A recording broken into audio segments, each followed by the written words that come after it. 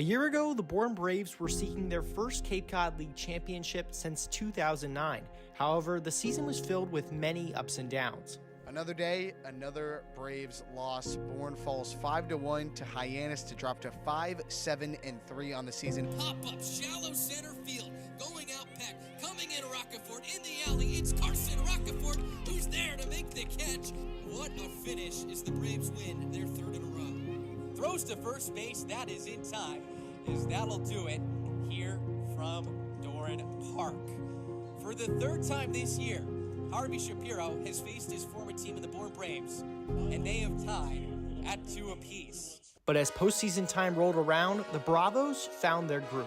Coming in Horvath. Horvath is there. He makes the catch, and the ball game is over. The trek has just begun for the Braves as they advance to the Western Division Finals. The Braves are back, and they defend their title in the Best of the West. And they got a second day with the Brewster Whitecaps, who they will face in the Cape Cod League Championship for the second consecutive summer. Breaking ball grounded up the middle, stabbed by Cummings, goes to second for one. The toss to first base is in time! Cummings spikes his glove. Get up, Bourne, the Braves have gotten their revenge. Cape Cod League champions for the first time since 2009. And to defend their Cape Cod League championship, the Braves have added plenty of firepower. First pitch, breaking ball. Bender flies it out deep to left center field. Going back is Matheson, still going back, looking up, and it's gone! Derek Bender gets the Bourne bats going early. A solo shot to deep left center field. It's 1-0 Bourne. It's a brand new day of Bourne Braves baseball, and it starts right now.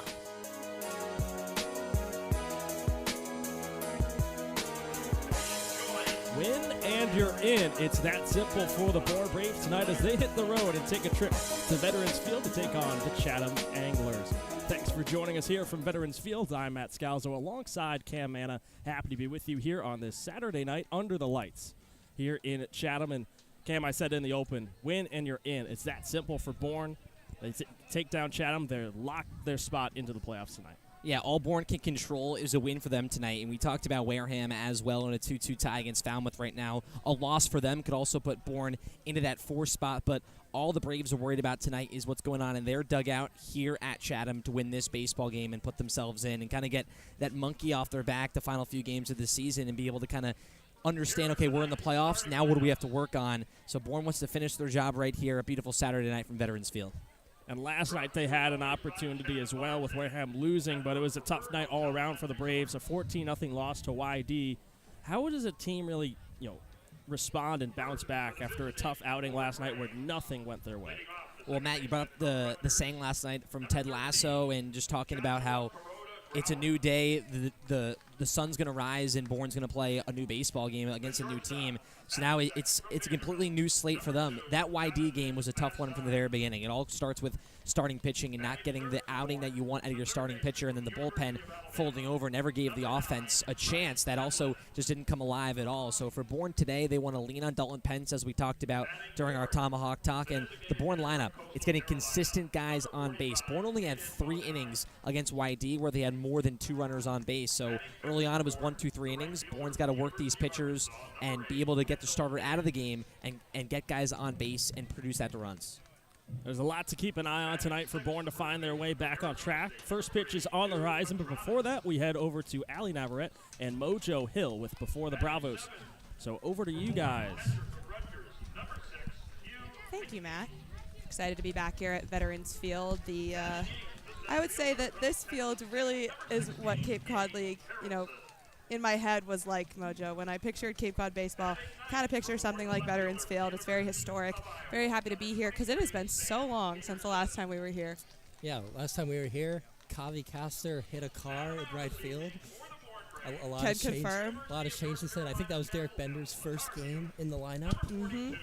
Obviously, he's been in the lineup many more times since then. And yeah, a lot on the line here, getting to the end of the season with seeding implications on the line. Yeah, very different game for both of these teams. Bourne looking to clinch a playoff spot. Chatham, kind of not really going to get there, barring anything crazy. We talked about in pregame Tomahawk Talk. Brewster will have to lose out. Chatham will have to win out. So things kind of slipping away for them. They're just looking to finish the regular season as strong as possible. Got a win over Orleans last night. Orleans a really hot team right now, so that was positive for the Anglers. Meanwhile, the Bravos coming off a really tough loss to YD, as Cam and Matt mentioned. I think you just got to flush that one out and play a new baseball game today. Yeah, definitely. And the Gatemen right behind the Braves are in sort of a similar position as the Anglers. They would pretty much need a miraculous run to have any chance of the playoffs. Either a Bourne win or a Wareham loss would clinch things up for the Braves. So they could potentially lose tonight and still clinch things up. For those scoreboard watching at home, it is 2-2 in the first few innings for Wareham and Falmouth tonight. And Falmouth has been really hot, so you'd have to think you favor Falmouth in that matchup.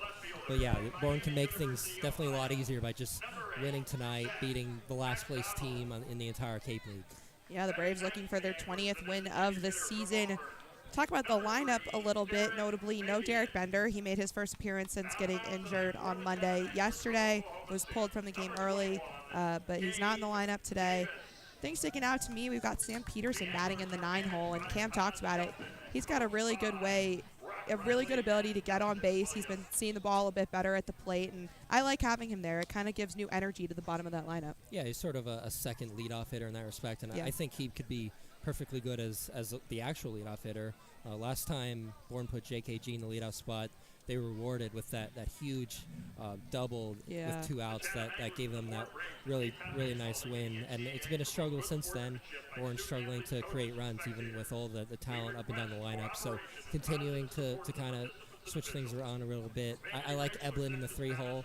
I think that works really well. And then, yeah, having those 2 leadoff options and the speed with Harrelson also at the bottom there, and Diggs just kind of trying to figure things out in the middle of the lineup. And I also like Contradas at first base. He's played some third, but to get his bat in there and playing first, I think is definitely valuable.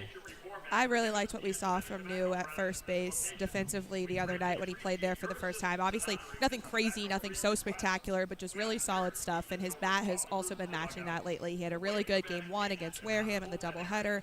He had a really good day at Harwich as well. I think he's really started to find himself with the wood bat, and I think it's an exciting time for him, especially heading into playoffs. I mean, this is when you want to start to figure things out, and I think he's in that spot right now. But let's transition to pitching a little bit. It'll be a start for Dalton Pence. His last start was much improved from the first couple ones we saw. We talked about it before. Dalton was great out of the bullpen, started to struggle a bit more when he made those first 2 starts, but last time was much improved, and hopefully that can carry over to today. Yeah, I think he was due for a start like that. He's shown really good stuff out of the bullpen, and even in the starts he struggled, I thought his stuff still looked really good, and he was definitely bound for some positive regression there. And he's going to be a big piece for Bourne down the stretch. Really, all their pitchers are, but especially the starters, because the pitching depth is just a little thin with all the guys that have come and gone, and they're really going to need some of these guys to step up, like Cunningham, Pence, Tristan Smith, who's also been a relatively recent addition. These guys are just going to have to perform consistently. Yeah, we'll see if the Bravos can clinch playoffs tonight. Matt said it best in our pregame Tomahawk Talk.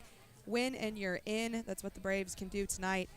Again, also, if Wareham loses, they'll also get there. But I think, obviously, looking for that win after a tough loss last night against YD. Take a quick step aside for the anthem. When we come back, Cam and Matt. The Bourne Braves organization is looking for families willing to host 1 or 2 players for the Cape League season. It generally runs from the first week in June to early August, and the bond between many host families and their players extend beyond the summer and form lifelong friendships. If you're interested in learning more about this opportunity, visit bournebraves.org. Braves fans living on the Cape far from Doran Park? Too far of a drive to make the trip west on any given night? Well, don't worry, because the Braves are coming to you. The Bravos' full slate of games includes trips to all East destinations, including Orleans, Chatham, Brewster, Harwich, and Yarmouth, as well as West Division road trips to Cotuit, Hyannis, down south to Falmouth, and off Cape to Wareham. So wherever you are located on Cape Cod, the Braves will be in your area and are a can't-miss family fun activity. To see the Bravos' full schedule, head over to our website, bournebraves.org, and come join the fun. Not being able to make it to Doran Park is no excuse to miss the Braves in action. You can watch every Bravos home game live on the Bourne Braves television network. From stellar pitching performances, dazzling defensive plays, and big-time power displays, you can catch it all from the comfort of your home. It's your favorite Cape League team live on your screen. Just head to the Bourne Braves YouTube and join the fun. You can catch the Bourne Braves all summer long at Doran Park. With more than 20 home games this season, Braves baseball is just a short drive away, whether you're on or off the Cape. With free admission to every Cape Cod League game, nights at Doran Park provide family fun for everyone. First pitch for all Braves home games is at 6, and you can check out the Bravos' full schedule over at our website, bournebraves.org.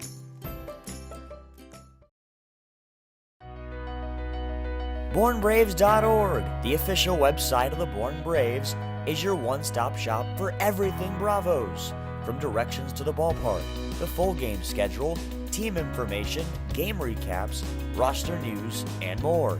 BourneBraves.org is the place to go for information on your favorite team on the Cape. This is Bourne Braves Baseball on the Bourne Braves Radio Network. You can listen to all 22 Braves regular season contests away from Doran Park here on our YouTube live stream. Can't make it to Chatham? Too worn out for Wareham? Too busy for Brewster? Not to worry, just search the Bourne Braves on YouTube, sit back, relax, and enjoy a summer night listening to your favorite team on the Cape.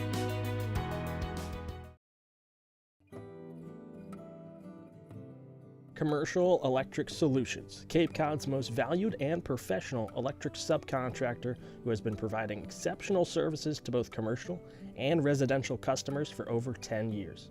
Do you have an electric problem? CES has the solution.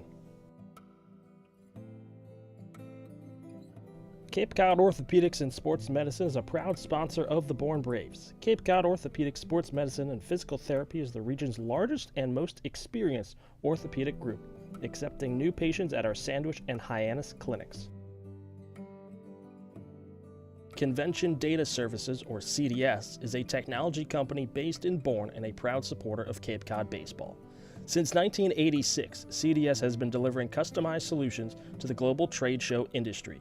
Keep up with CDS on their website at cdsreg.com and follow them on Facebook and LinkedIn.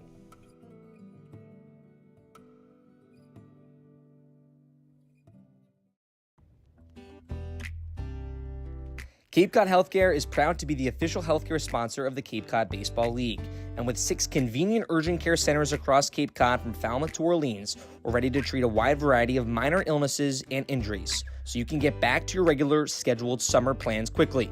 Open daily with no appointment needed and staffed by board-certified ER providers. View wait times at capecodhealth.org. Cape Cod Health Urgent Care, minor emergencies, major attention.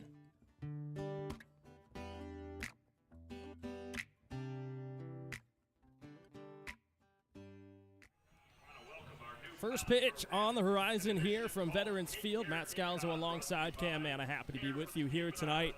And it's Bourne and Chatham. Allie and Mojo talked about it on Before the Bravos. We say thank you to them for doing that. But they said it there as win and you're in. We talked about it all the time leading up to here.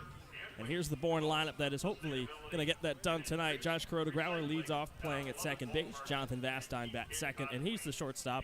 And batting third, playing at third, is Bryce Evelyn. Caden Bodine's the DH batting cleanup. Kendall Diggs bats fifth, playing in right. Nuke Contrades is back at first base for the second time. He bats sixth. Hugh Pinckney's batting seventh and is the catcher. Gage Harrelson's camped out in center field, batting eighth.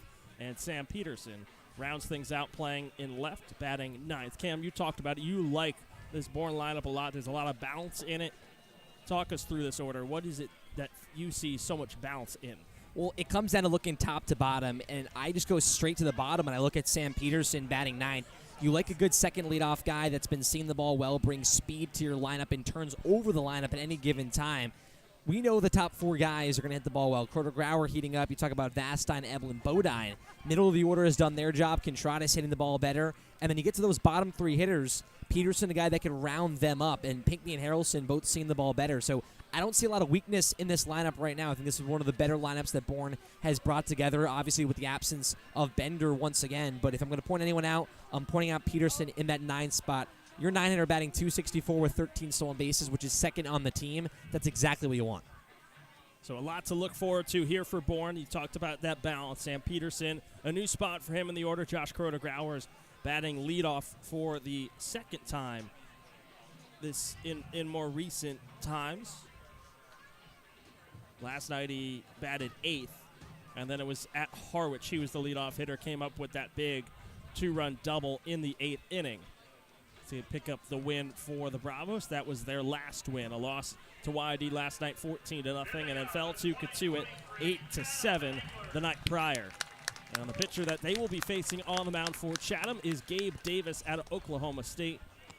The 6'9" rising sophomore out of Midwest City, Oklahoma.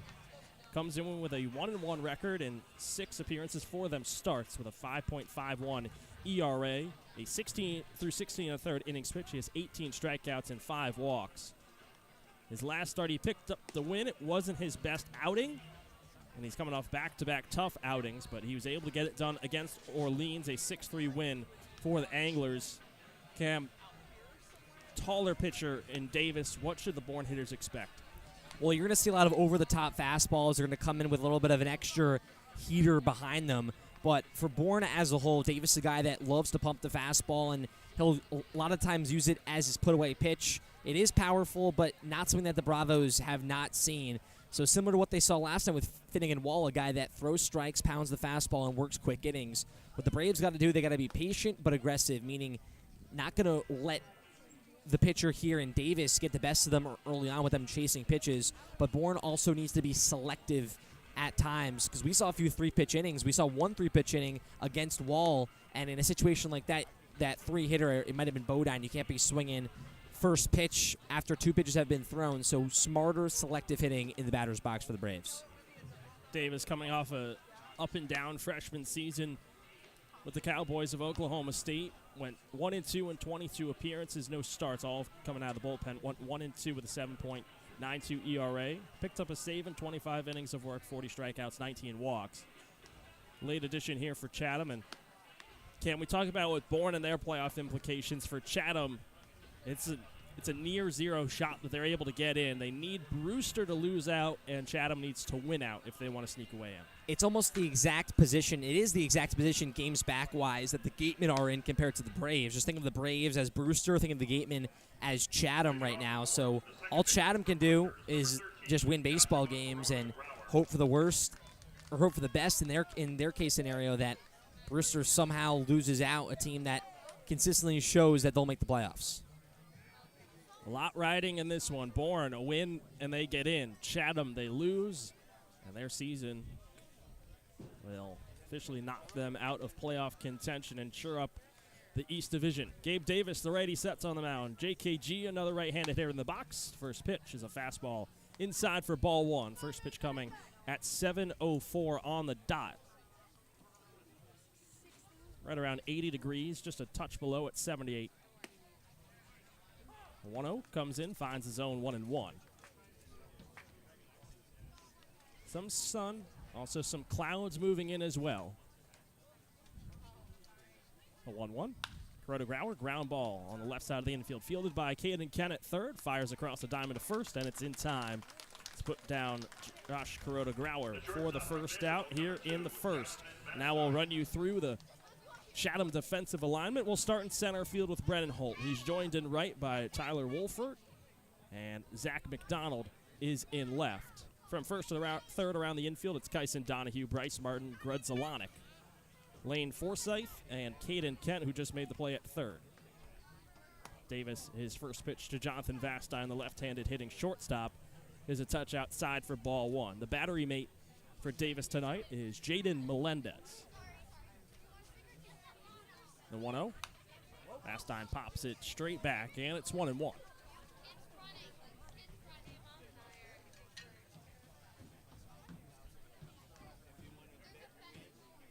Vastine comes in with a .307 average, has a home run and 16 RBIs this season for the Braves. 1-1 off speed is a touch outside and low as well, 2-1. And Chatham playing normal depth against Vastine. We saw YD last night, an extreme shift against Vastine. 2-1. Fastball paints the inside corner. It's 2-2. Cam was alluding to it, that strange shift from Whitey. The center fielder was in left center. Left fielder still in the left field, down the left field line, and the right fielder was in right center field against the lefty in Vastine. 2-2. Change up, blowing away to Vastine, and the count runs full. But here, like Cam said, standard depth everywhere around here for Chatham against Vastine. Payoff pitch, here it comes. Cut on and missed by Vastine. First strikeout for Davis, and there's 2 away in the top of the first.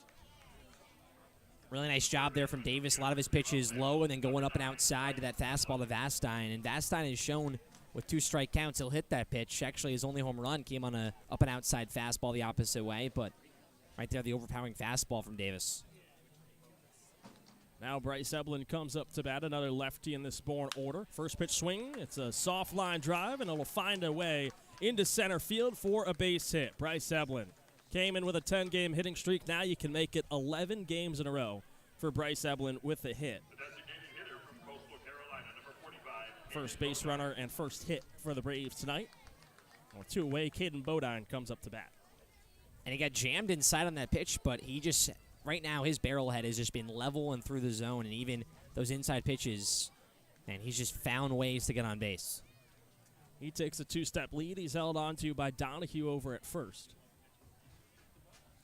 First pitch to Bodine. Fastball from Davis. Burns the outside edge. And it's 0-1. A longer delivery from the stretch as well for Davis. Very lengthy and long. You wonder if Eblin moves. The 0-1. Bodine ground ball up the middle, ranging over to second, diving, making the play, but flipping to second, not in time, was Bryce Martin Grudzalanek. Bryce Eblin with enough speed to get there in time. Bourne's got a couple of base runners, and they'll give Bodine a hit. The right fielder from the University of Arkansas, number 8. Yeah, nice effort there from Martin Grudzalanek, but just full extension, no play at second base. Smart ruling on the infield single, and Bourne, they showed against Harwich in their last victory their ability to score with 2 outs.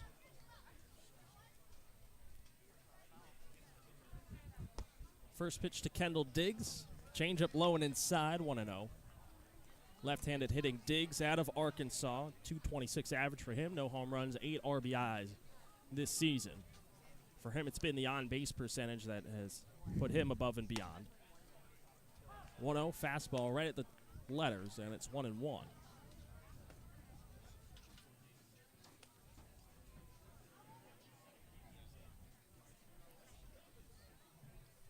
1-1. Changeup dips low. 2-1 now to Diggs. As I said, his on-base percentage, that's what's been standout for him, .410 so far this season with the Braves. Has worked a lot of walks, 15 up there near the team high. 2-1. Diggs fouls it straight back. The count moves to 2-2 with 2 away, 2 runners on. It's Bodine at first and Eblin at second. Shift on for the left-handed hitting Diggs. First baseman and Donahue's playing right down the line. Grudzalanek at second is shaded a few steps closer to first base, and the shortstop in Forsyth is shaded towards second base right behind Eblin. Now he creeps back here in a 2-2 count. Davis kicks and deals. Fastball misses inside to Donahue, or to Diggs, excuse me. And it's a full count with 2 away. Third baseman and Kent, basically the lone man on the left side of the infield. Outfield in standard depth with Holt in straightaway center. Davis looks over at Eblin. Full count. Here's the pitch. Runners going. Misses outside. And Diggs has worked his 16th walk of the season. That loads the bases with 2 outs here for New Contrades, who has been one of the hotter hitters in this Bourne order. Nice job there from Diggs, showing once again his patience in the batter's box and understanding the situation to find any way on, keep this inning alive. Very close call in that outside corner. Not a pitch you always want to take, but Diggs got the benefit of the doubt. Contrades coming up to battle, right-handed hitter. Bases are loaded with just 2 outs. And all of these base runners have come with 2 outs. A ground out and a strikeout of Kuroda Grauer and Vastine. Then back-to-back base hits from Eblin and Bodine. And then the walk by Diggs. Contrades comes in with a .281 average, but that is not told his whole story, especially as of late. Probably the hottest hitter in this Bourne order. First pitch. Called strike on the inside corner from the changeup. Contrades in the past week in 3 games played is batting .545. He's 6 for 11, has 6 RBIs. The 0-1. Contrades takes the fastball low and away, 1-1. And he's been able to just spray the ball around the field, and his RBI ability, he's done very well with runners in scoring position.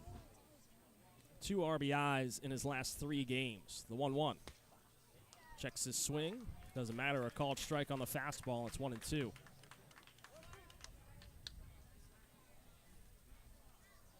Currently riding a 4-game hitting streak. Last 3 have all been multi-hit games for Contrades. The 1-2 from Diggs. And Contrades fights it off by clipping a foul ball out of play. Count stays where it is. Pitch count for Davis just clips the 20 pitch mark. He's at 21 pitches total. Bases juice. Here's the 1-2 from Davis. Contrades ground ball up the middle. That will slip out into center field. Eblin will score. Bodine racing around third. He'll come in to score as well. New Contrades. He continues to deliver another pair of RBIs, and it's 2-0 Bourne in the top of the first. Few clip singles from the Bravos just right up the middle and sneaking past the middle infielders of Forsyth and Martin Grudzalanek. A nice shot from Contrades, just putting a ball in play right there, keeping his hands through up the middle.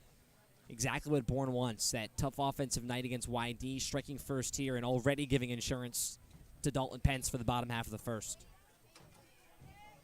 Hugh Pinckney comes up looking for more. First pitch swing for him, a ground ball straight to Grudzalanek at second. He gobbles it up, flips to first, and it's in time for the third out. But Bourne strikes first. New Contrades. RBIs number 7 and 8 on his season makes it 2-0 Bourne as we head to the bottom of the first, and we get our first looks at the Chatham Bats and Dalton Pence here on the Bourne Braves Broadcast Network.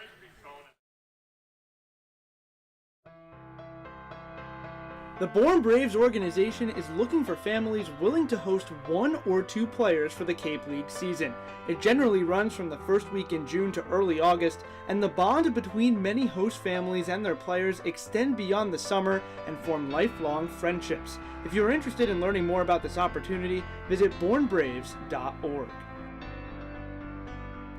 Braves fans living on the Cape far from Doran Park? Too far of a drive to make the trip west on any given night? Well, don't worry, because the Braves are coming to you. The Bravos' full slate of games includes trips to all East destinations, including Orleans, Chatham, Brewster, Harwich, and Yarmouth, as well as West Division road trips to Cotuit, Hyannis, down south to Falmouth, and off Cape to Wareham. So wherever you are located on Cape Cod, the Braves will be in your area and are a can't-miss family fun activity. To see the Bravos' full schedule, head over to our website, bournebraves.org, and come join the fun. Marty Chevrolet, your dealer for the people, proudly supports the Bourne Braves baseball team. See all our cars and trucks at martychevrolet.com, and go Braves.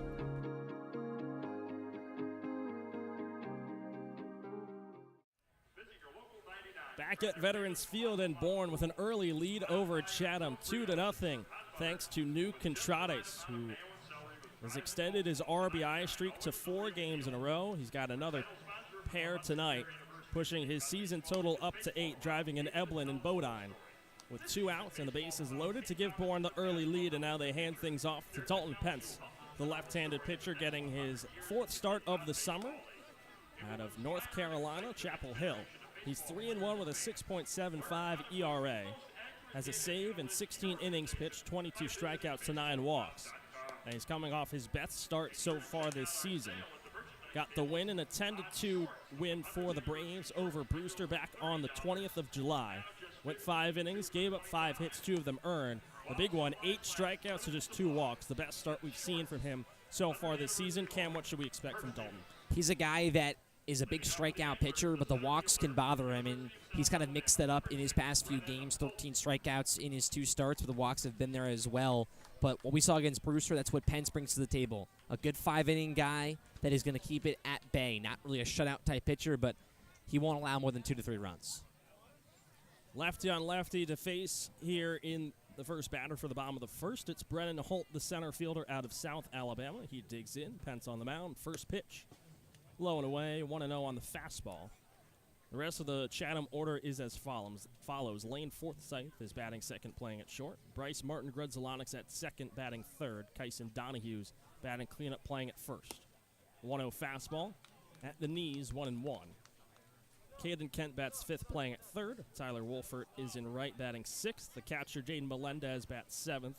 Zach McDonald's batting eighth, playing in left. And rounding things out is the designated hitter, Derek Fabian. 1-1, line drive, and it's over the head of Josh Kuroda-Grauer at second base. It's a leadoff base hit for Brennan Holt. And Chatham's got their first hit of the night. Yeah, an off-speed pitch there from Pence that Holt just waited back, found it, driven up, right back up the middle.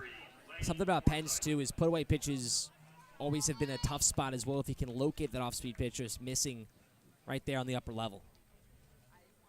Holt, his seventh game played this season, came in with a .278 average.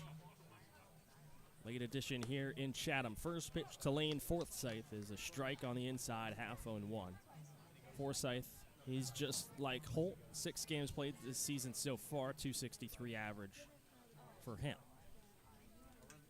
Righty on lefty, the 0-1 from Pence. Fastball low and inside, 1-1. Pence, a little bit of a different look today. He's going with the high socks. He's been primarily keeping the pants all the way down low to his shoes, but switching it up today. The 1-1, swing and a miss on the fastball. It's 1-2 to Forsythe. And 91 there from the lefty on the bump. That's a nice pitch, and that's the fastball for Pence that you like to see when he keeps it low in the zone. A lefty at 90 miles per hour, very dominant.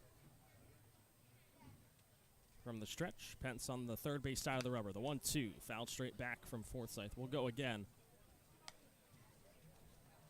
Nobody out. Bottom of the first, a 2-0 Bourne lead. Brennan Holt leading off first after a leadoff base hit. Here for the Anglers. Win and you're in for Bourne. Chatham needs a win to keep their season going. 1-2, called strike 3. Fastball frozen on the inside corner. Puts Forsythe down looking, and there's one away in the bottom of the first. Really good pitch there from Pence. And Pinckney set up inside. Pence hit his spot low and inside corner. We mentioned his fastball, the trust he has in it, not just as a first pitch strike, but as a put-away pitch. Bryce Martin Grudzelanik digs in. Second baseman out of USC. First pitch swing for him. He comes up empty on the fastball, or the changeup, excuse me. And it's 0-1. We'll take a look now at the Bourne defensive alignment. Gage Harrelson's camped out in straightaway center field. He's flanked in right by Kendall Diggs and Sam Peterson in left. First to third around the infield sees Newt Contrades at first once again. Josh Kuroda-Grauer's at second. Jonathan Vastide's back at short. The 0-1 bounces in, gets past Pinckney. On his way to second goes Holt. He takes a wide turn, but he'll hold there. As the count moves to 1-1 with 1 away, and now a runner in scoring position for Bryce Martin Grudzelanik. And over at the hot corner is Bryce Evelyn. Hugh Pinckney, as I alluded to, the catcher tonight. And Pence on the mound. A 1-1 count to Bryce Martin Grudzelanik. .268 average, a home run, and 10 RBIs so far for him. Another right-handed hitter. The 1-1. Fastball painted inside, and it's 1-2.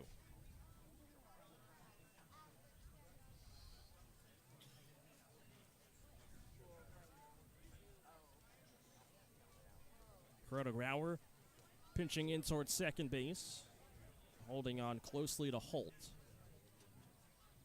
The 1-2, fouled off by Grudzelanik, and we'll go again. And for Chatham, not playing their best baseball at the moment, but split the doubleheader against Orleans, a 5-4 victory coming the way last night. They played a lot of good baseball in that one, and something they showed was late timely hitting. Looking to bring that early on in this one to Pence. Holt off second, dancing around. The 1-2. Called strike 3, inside corner once again. Another fastball from Pence. Freezes the Chatham hitters, and it's back-to-back strikeouts to put 2 away in the bottom of the first. right in there for a strike, back to that inside fastball, and Chatham now, the righties especially, have to adjust to that pitch. It's quick on the hands, got to be early on time with your load to come around and try to square up that pitch or just foul something off, but two great spots from Pence. Kyson Donahue, the left-handed hitting first baseman, looks to keep this inning going. First pitch, changeup in the dirt, 1-0. Donahue, he's been here longer than any active player. This will be his 27th game played with Chatham. 271 average, 3 home runs, 7 RBIs for the first baseman out of Hawaii.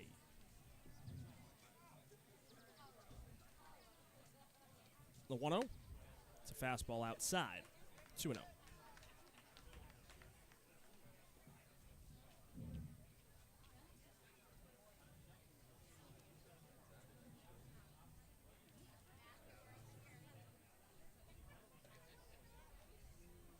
No shift on really for this Bourne defense except for Jonathan Vastine shading behind the runner at second.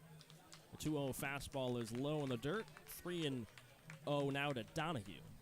And 2 away in the bottom of the first. It's a 2-0 Bourne lead after a 2-run single from New Contradas in the top of the first. Pence looking for a shutdown inning here in the bottom of the first. As it's win and in for Bourne. A 3-0. Caught and missed by Donahue. On a half swing, and probably wish he held back on that fastball that was moving inside. Yeah, you would assume he had the complete take sign on the 3-0. That pitch low and inside, a clear ball. Now Pence back in it a little bit, just needing another strike to keep it going. 3-1. Fastball misses high and outside, and Donahue lays off at this time, works a 2-out walk, puts runners on first and second for Caden Kent. Similar position that Bourne was in, having their first and second opportunity with 2 outs. And Kent, the right guy you want up, has been very good for this team, has been here for a while, but has come on a lot more in a role of late. I apologize for saying that Kyson Donahue's been here longer than any active player. Caden Kent has him beat. 37 games played for Kent this season. He takes the first pitch fastball outside 1-0. Like Cam said, the guy you want to have up, he's been producing all season long. A 302 average, a home run, and 12 RBIs.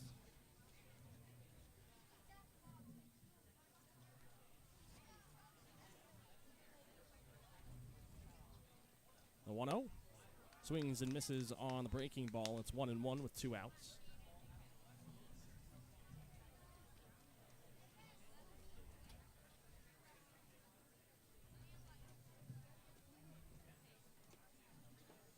Lefty on lefty between Pence and Kent. It's Donahue at first, Holt at second, 1-1. Fastball painted outside, 1-2.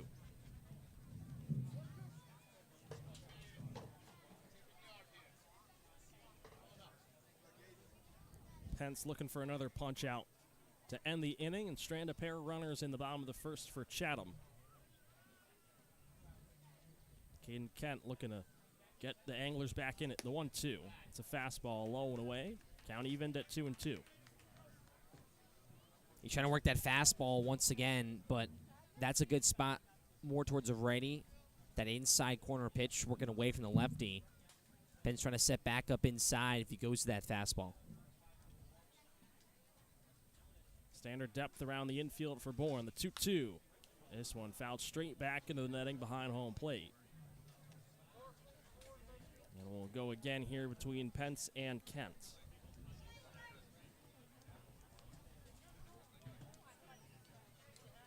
No shift on anywhere. Vastine and Crow to Grauer backed up towards the outfield grass. Eblin and Contrades on the corners backed up. Harrelson in straightaway center.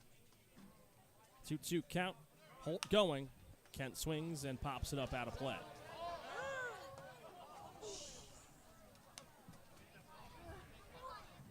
That one getting very close to a fan. And all Matt and I can do there is just tell by the crowd's reaction. I guess pretty close. A lot of fans. Good crowd on display here. It's a beautiful Saturday night for baseball here in Chatham. Pence sent back on the mound. 2-2 count, two-way. Here's the pitch. Kent, ground ball left side. Vastine picks it up at short. Takes a couple steps. Fires across the diamond, and it's in time for the third out.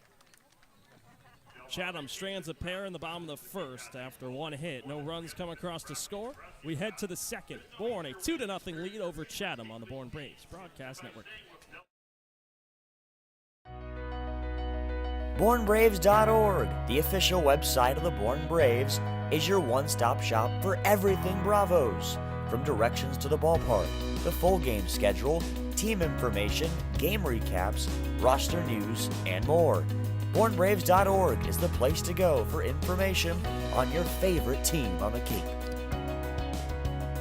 This is Bourne Braves Baseball on the Bourne Braves Radio Network. You can listen to all 22 Braves regular season contests away from Doran Park here on our YouTube live stream. Can't make it to Chatham? Too worn out for Wareham? Too busy for Brewster? Not to worry, just search the Bourne Braves on YouTube, sit back, relax, and enjoy a summer night listening to your favorite team on the Cape.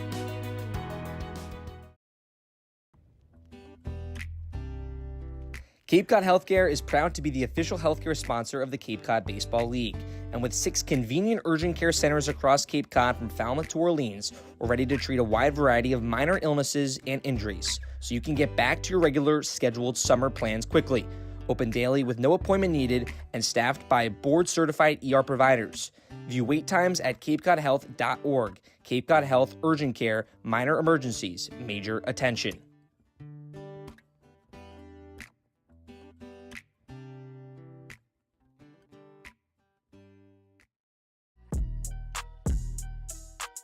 This is JKG. You're listening to the Bourne Braves Broadcast Network.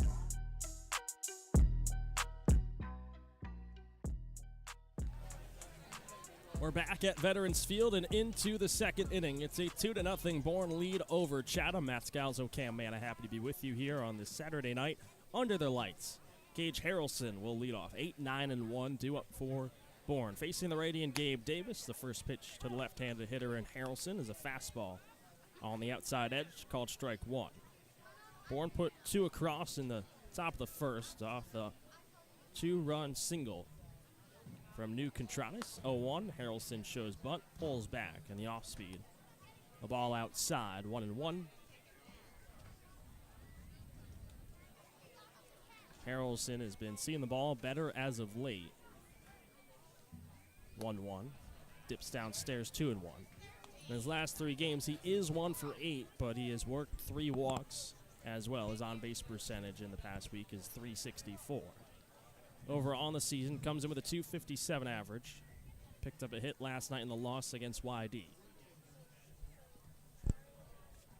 2-1. Takes a fastball low and away, 3-1.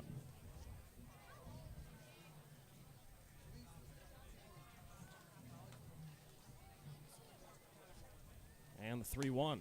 Low again. Harrelson will take the walk down to first. The ball pops away from Melendez behind the plate. Harrelson hustled for a moment and then opts to slow down and take his free base. The left fielder from the University of Iowa, Sam Peterson. Brings up Sam Peterson, the left fielder. Rocking a little bit of a different number. 23 tonight. Or 27, normally wears 23. First pitch. Called strike. 0-1. He's also no longer going with the high socks. Back down to standard pant length, down to his shoes. The 0-1, a snap throw over to first from Davis, and Harrelson hadn't even left the bag, but still dropped all the way down.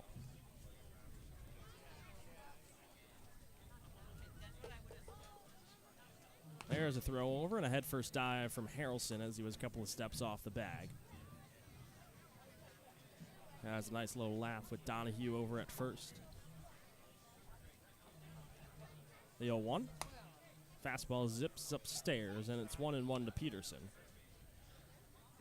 Yeah, completely different look for Peterson. You wonder why the jersey change. Rocking 23 since he got here. We'll get used to 27 for him.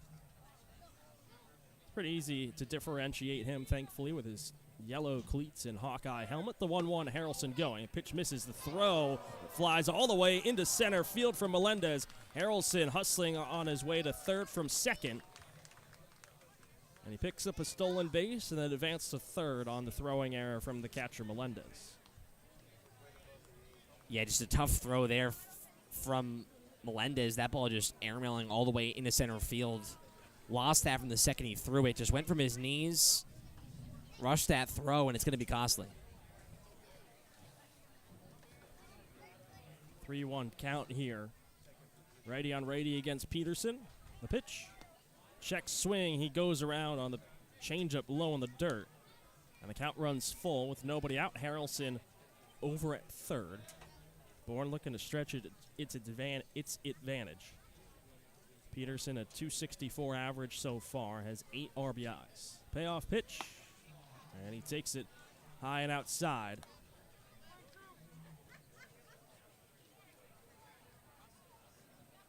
So now it's full. Wow. The scoreboard did say full for 2 pitches. Here's the full count pitch, and it's a called strike. Peterson down looking. And there's one gone here in the top of the second. Second strikeout for Davis. Comes back to the top of the order here with Josh Kuroda-Grauer. Nice pitch there from Davis, too. Going back to the fastball, froze Peterson.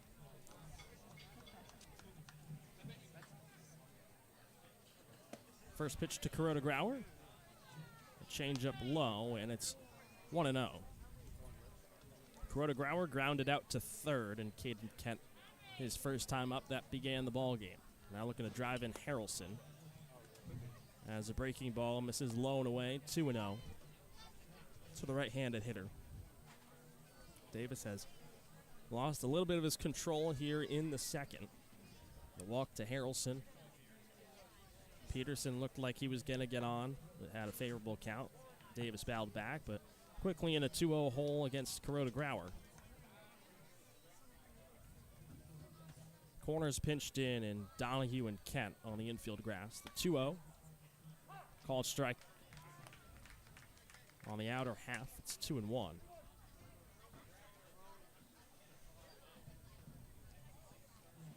Middle infield at double play depth in Grudzelanek and Forsyth. The 2-1. Kuroda-Grauer, ground ball, third base side. Out of reach for Kent. Harrelson will score. As Forsyth flips it across the diamond to get Kuroda-Grauer out, but he drives in Harrelson, makes it 3-0 Bourne in the top of the second. Smart hitting there from JKG, extending the lead, understanding 1 out. All you got to do is put the ball in play with a guy 90 feet away. And that's back to Bourne, not doing too much with their swings. That's smart approach to the plate. First pitch swing for Jonathan Vastine. He pops it up out of play. And it's 0-1. For Kuroda-Grauer, that's his 7th RBI of the season. Vastine's 0 for 1. He struck out swing his first time up, the 0-1. Fastball misses a touch outside and a tad low as well, 1-1. Bourne with a 3-0 advantage here at Veterans Field. Win, and they're in tonight. The 1-1.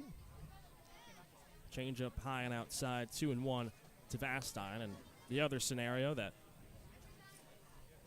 tonight would be if Wareham were to lose in their contest against Falmouth, Bourne would get into the playoffs as well. As it stands right now, it's a 5-4 lead for the Gatemen over the Commodores down in Falmouth. 2-1. Vastine chops it foul off his right foot, and he hobbles out of the box, and the count moves to 2-2.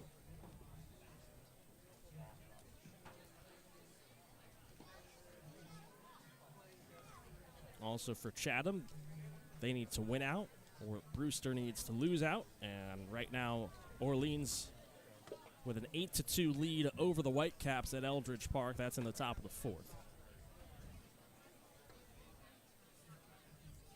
But for Chatham, they need to win the game tonight as Vastine Still walking around gingerly towards that Bourne dugout. Yeah, foul ball right off just the bone of his shin and his ankle. Tough to shake off. Nice by Chatham here, and Chris Angstrom just giving Vastine some time. Settles back into the lefty's batter's box. 2-2 count, nobody on, 2 away. Davis rocks and deals. Vastine with a ground ball that skitters foul down the first base side.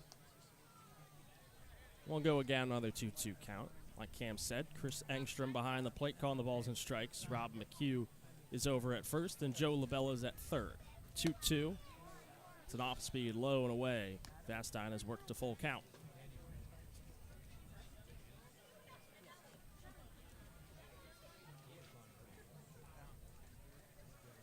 The payoff pitch, here it comes, and it's inside to Vastine. It works a 2-out walk. Second walk given out by Davis this inning. Puts another base runner on, and we'll see how Vastine's feeling moving around with Eblin coming up to bat. Voted best bromance on the team, and Eblin already picking up a base hit tonight. Vastine's 12 for 13 on stolen bases. He's going first pitch as Eblin shows bunt. Pitches misses low. Melendez's throw off the mark, and sliding in safely with his 13th stolen base of the season is Jonathan Vastine. Puts him in scoring position for Bryce Eblin. And now ties Peterson for that second spot in stolen bases. Bender still in first with a few games left in the season. Not always you talk about a stolen base race, but the way that the Braves run, now over 100 stolen bases. An 0-1 count to Eblin. The pitch. This one a line drive down the third base side. It slices foul. And the count moves to 0-2. Bender, like Cam said, team high in stolen bases. He's 17 for 17. And Bourne miles ahead in terms of stolen bases across the league. The 0-2. Eblin sends a ground ball foul, third base side. And we'll go again. Yeah, Bourne came into this game with 98. And with Vastine, and if they give the straight stolen base to Harrelson just to get to second and then the errant throw, that's 2 more to give them 100.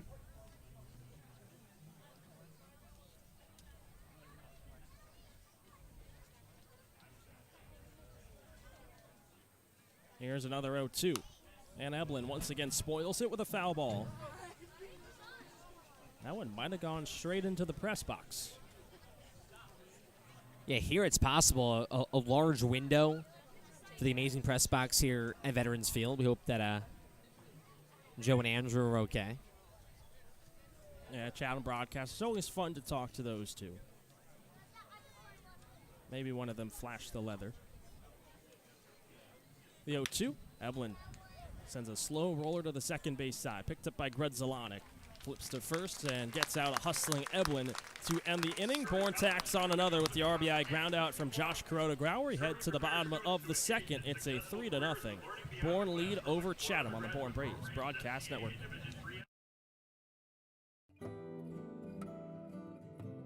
Commercial Electric Solutions, Cape Cod's most valued and professional electric subcontractor who has been providing exceptional services to both commercial and residential customers for over 10 years. Do you have an electric problem? CES has the solution. Cape Cod Orthopedics and Sports Medicine is a proud sponsor of the Bourne Braves. Cape Cod Orthopedic Sports Medicine and Physical Therapy is the region's largest and most experienced orthopedic group, accepting new patients at our Sandwich and Hyannis clinics. Convention Data Services, or CDS, is a technology company based in Bourne and a proud supporter of Cape Cod baseball. Since 1986, CDS has been delivering customized solutions to the global trade show industry. Keep up with CDS on their website at cdsreg.com and follow them on Facebook and LinkedIn.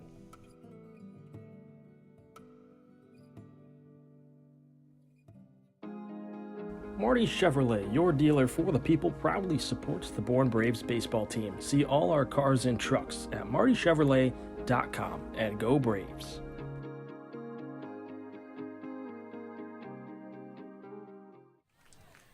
We're back in Chatham, and it's a 3-0 Braves lead over the Anglers. Matt Scalzo, Cam Manna, happy to be with you here on this Saturday night under the lights of Veterans Field. Dalton Pence back on the mound. He'll face Tyler Wolford, who swings on the first pitch, pops it up right side of the infield. Crota Grauer at second, ranging towards the line, and he'll make the play for the first out.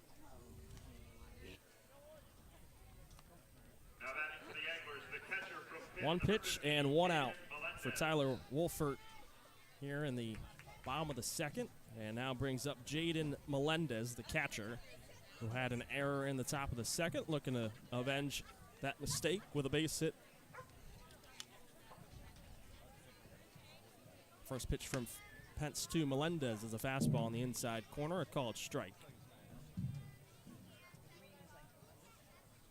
Melendez, in his 11th game this season, comes in with an .095 average. The 0-1. Changeup hangs upstairs, 1-1. A home run and 2 RBIs for the catcher out of Pitt. Cuts and misses on the 1-1 breaking ball, and it's 1-2. Pence working quickly. He's got his sign. Here comes the 1-2. The fastball is high and away, 2-2. And nice here at Veterans Field, one of the few fields, I think the only field that has the pitch clock available to the pitcher and the catcher. 2-2, fouled off by Melendez. He's able to stay alive with one away, and I would agree with that as well, Cam. We are able to see it on the scoreboard in left, and then there's a pitch clock right behind home plate for these pitchers to help them out. The 2-2, Melendez, hard hit ground ball, gobbled up by Vapstein at short, fires low to first, and it's not picked by Contrades. Melendez reaches the board with a 1-out base hit. Saw that issue last night for the Braves, those scoops at first base. Michelle didn't get it done last night, and tough there for Contrades to make that play. It's one that a first baseman wants to make because it's a long throw for Vapstein. And as Matt described, gobbling up that baseball, setting his feet, making that throw. It's a play that you want to make, and it's really tough when you don't, but it's not a routine one for Contrades. Just his second game played at first, as the first pitch is golfed on and missed by Zach McDonald, the left fielder, and it's 0-1. Vapstein, it took that in-between hop to where it hit him right above his glove in his chest area, or more towards his stomach, and then kind of that awkward position, had to set his feet quickly like Cam said. 0-1 down in the dirt, and it's 1-1. To McDonald, a .240 average for him. 2 home runs, 6 RBIs in his 17th game played this season. As Melendez over at first with a 2-step lead. Contrades holding on to him. The 1-1 cut on and missed, and it's 1-2.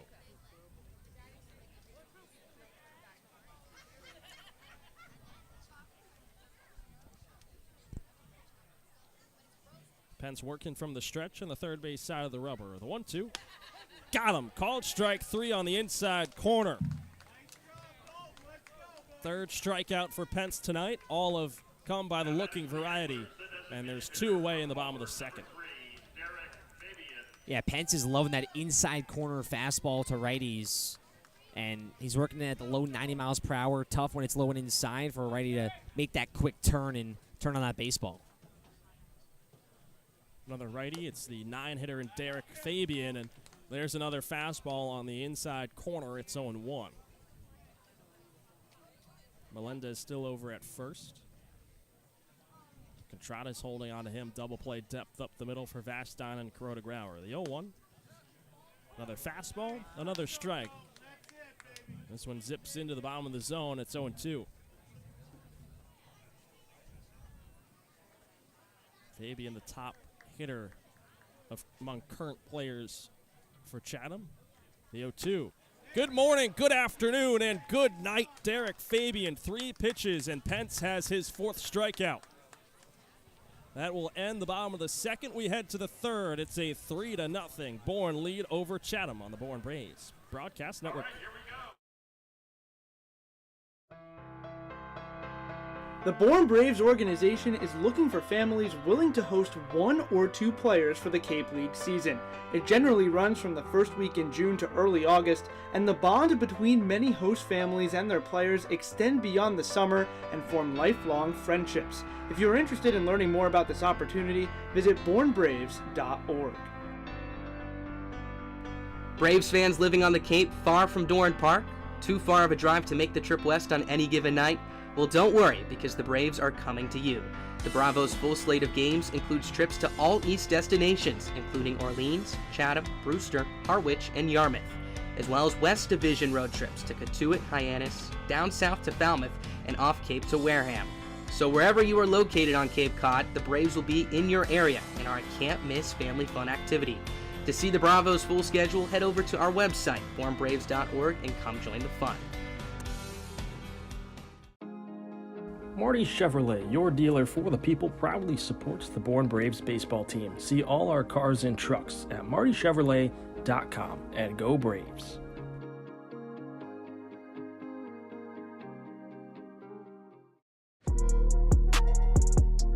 This is Jonathan Vastine, and you're listening to the Bourne Braves Broadcast Network.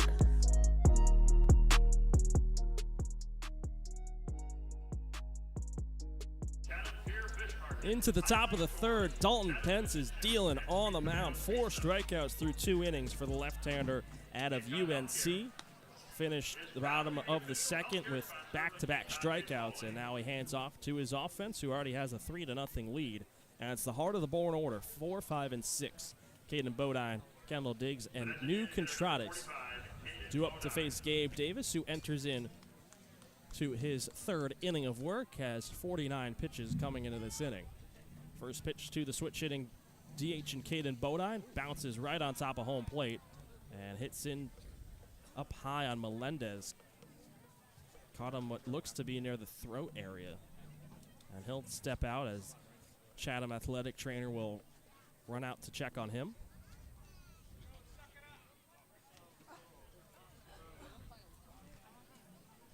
There's some fans here not screaming out the right things for Melendez. You know, he's allowed to take as much time as he needs right now. The trainer's still looking at him. Now the thankful claps here for some of the Chatham fans.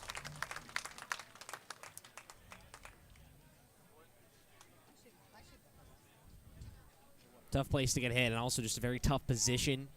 Get banged up a ton. Weird spot there for Melendez. Saw it with Caden Bodine taking a little bit of an extended rest. He got banged up a lot in the middle part of the season.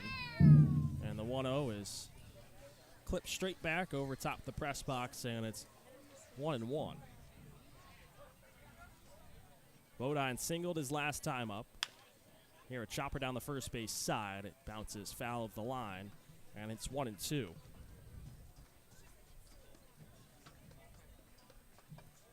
Bodine came in to score on the RBI single from New Contrades. Bryce Evelyn as well. That was in the first inning. Gave Bourne a 2-0 lead. I added on in the second on the RBI groundout from Josh Kuroda-Grauer. 1-2. Bodine fights it off once again. Sends a dribbler towards the Bourne dugout, and we'll go again.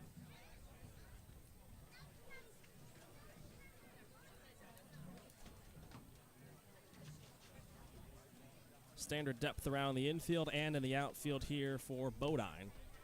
The 1-2 skips in, blocked by Melendez, and it's 2-2. 54 pitches now for Davis here in his 3rd inning of work, so he's got to just be a lot more efficient now. Too many long counts. Another one here to Bodine. Here's the 2-2. Breaking ball slips upstairs. The count runs full to Bodine. 3 walks have already been given out by Davis. He has a couple of strikeouts. We saw it in that second, really struggled with his command. The 3-2. Bodine jammed inside, line drive up the middle and into center field. That'll drop in front of Brennan Holt. And Caden Bodine's 2 for 2, his second base hit of the night, puts a runner on for Bourne in the top of the 3rd. Nice swing for Bodine, just there's really no other way to say it, how good he is, how consistent he is, and just drives balls right back up the middle. A similar swing to Eblin in the way where it's level, it's through the zone, and does not miss too many good pitches. Snap throw to first by Davis. Good backhand stab by Donahue. Was able to keep it in front of him as Bodine was back standing. Now he'll face Kendall Diggs, another lefty. Worked a walk his last time up. First pitch to Diggs. He shows bunt, pulls back. It's off the mark outside, and it's 1-0. Melendez came up ready to fire down to first, and Diggs had to back out of the way. We've seen a lot of people throw over to Caden Bodine, which is surprising to say the least.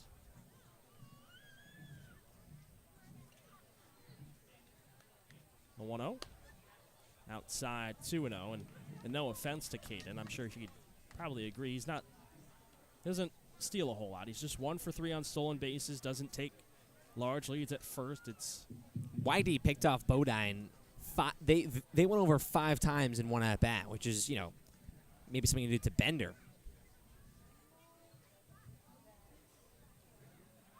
There's a second time, a throw over, and diving in head first is Bodine back safely. Counts at 2-0 with nobody out in the top of the third. A Caden Bodine leadoff single to center field, and now Kendall Diggs. The 2-0 count, the pitch. Clip straight back, just missing on the elevated fastball. It's 2-1. And all the times that Bodine has stole, too, 1 for 3, a lot of times it's a first and third scenario where Bodine's supposed to get caught in a rundown or just he has that free pass. To my knowledge, we haven't seen Bodine just straight steal with nobody on the bags.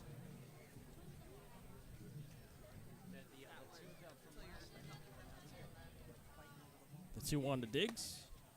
Breaking ball low and inside over top his Arkansas shoes. And it's 3-1 to the right fielder. Got his Arkansas helmet on and that all Arkansas red bat. 3-1 count. Davis, the pitch. Low and inside once again. Diggs tosses his bat towards the Bourne dugout. He's reached a base once again. Second time tonight, both coming on a free pass.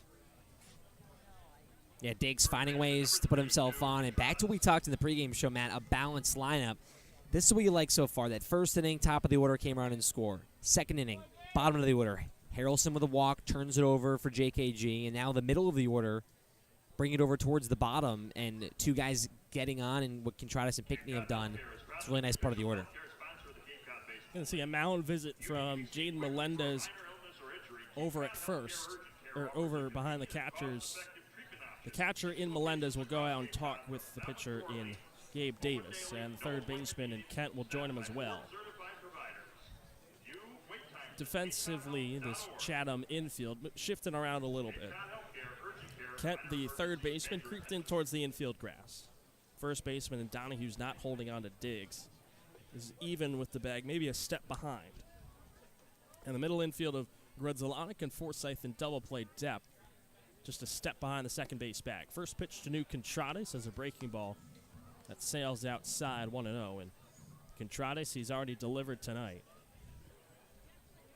A 2-run single in the first.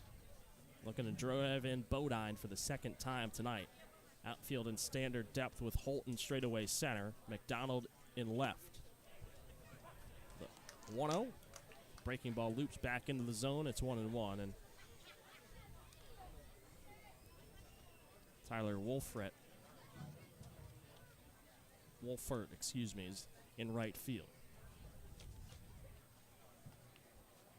The 1-1, runners going. Contreras, fly ball right field. Both runners are going to hustle back as Wolfert ranges towards the line, and he makes the catch for the second out. Hit and run was on for the Braves. Contreras went low to get that breaking ball, and there's one away. Yeah, not a bad swing for Contreras there, but a better pitch from Davis, working away from the righty, and just loopy swing there from Contreras, popping that one up. But now can Bourne answer the call here and continue to extend? Hugh Pinckney now comes up to bat, the left-handed hitting catcher. He's 0 for 1 with a ground out that ended top of the first. First pitch, breaking ball down and inside, and it's 1-0.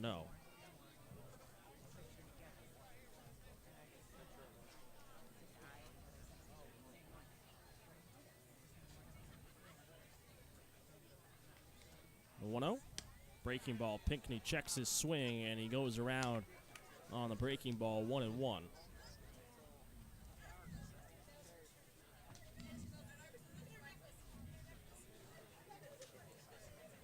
Diggs is at first, Bodine's on second, a 3-0 Bourne lead.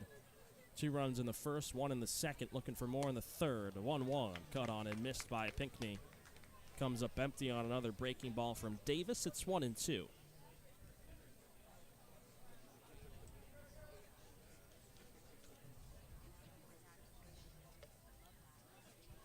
Double play depth up the middle for Chatham.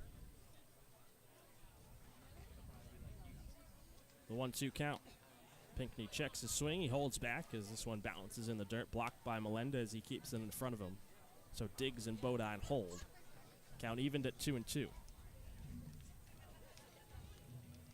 And a big spot here for Pinckney, who's been seeing the ball a lot better. That ground out back in the first, hard hit ball to second.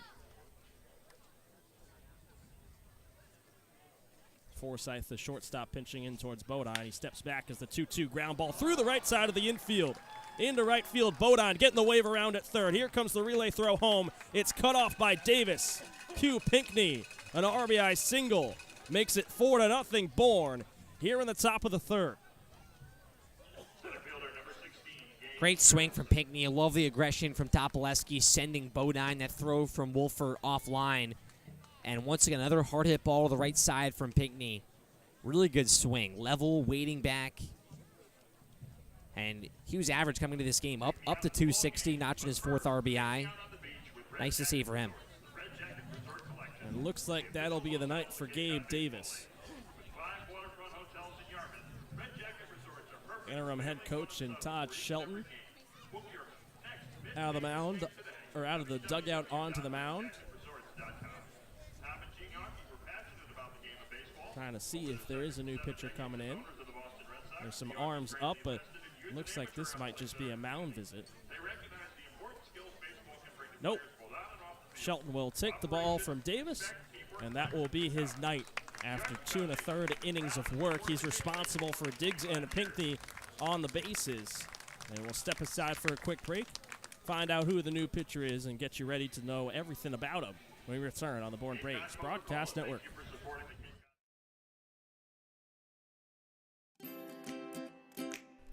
Not being able to make it to Doran Park is no excuse to miss the Braves in action.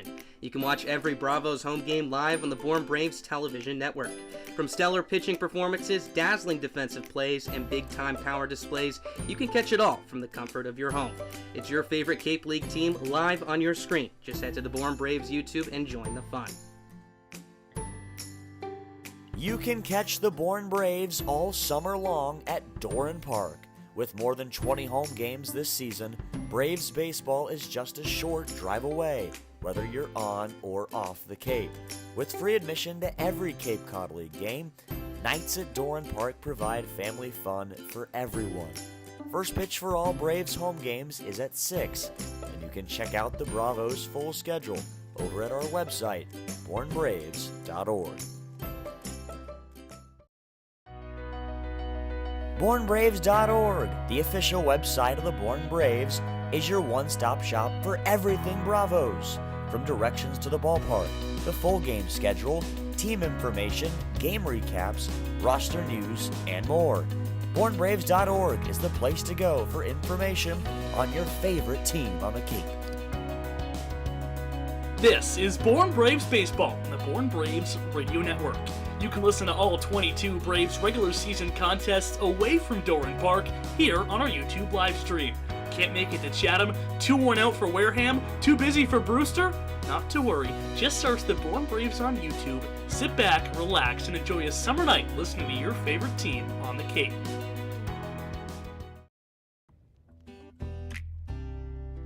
Cape Cod Healthcare is proud to be the official healthcare sponsor of the Cape Cod Baseball League. And with 6 convenient urgent care centers across Cape Cod from Falmouth to Orleans, we're ready to treat a wide variety of minor illnesses and injuries, so you can get back to your regular scheduled summer plans quickly. Open daily with no appointment needed and staffed by board-certified ER providers. View wait times at capecodhealth.org. Cape Cod Health Urgent Care, minor emergencies, major attention.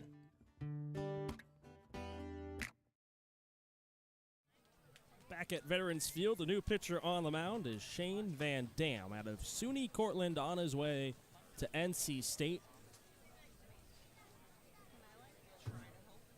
Matt Scalzo alongside Cam Manna, and Cam not a big fan of SUNY Cortland. First pitch misses outside to Harrelson.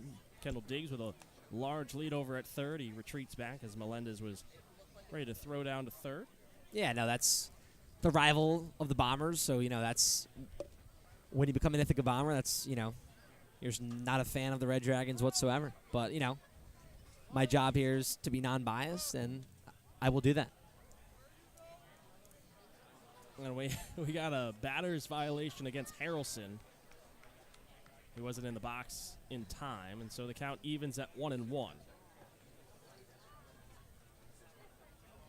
Runners on first and third, and Pinckney and Diggs. A throw over to first by Van Dam, and it sees Pinckney back standing up. This past spring for SUNY Cortland, pretty good spring for Shane Van Dam. 15 appearances, 3 starts. 3.07 ERA and a 2-1 record. The 1-1 to Harrelson is low and away with 2-1. 29 and third innings of work, had 43 strikeouts to just 13 walks.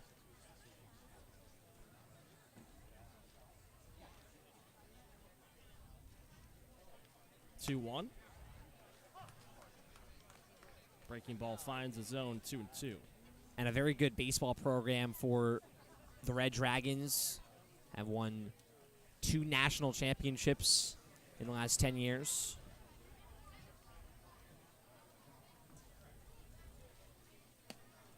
Two-two. Changeup is outside. Full count at Harrelson.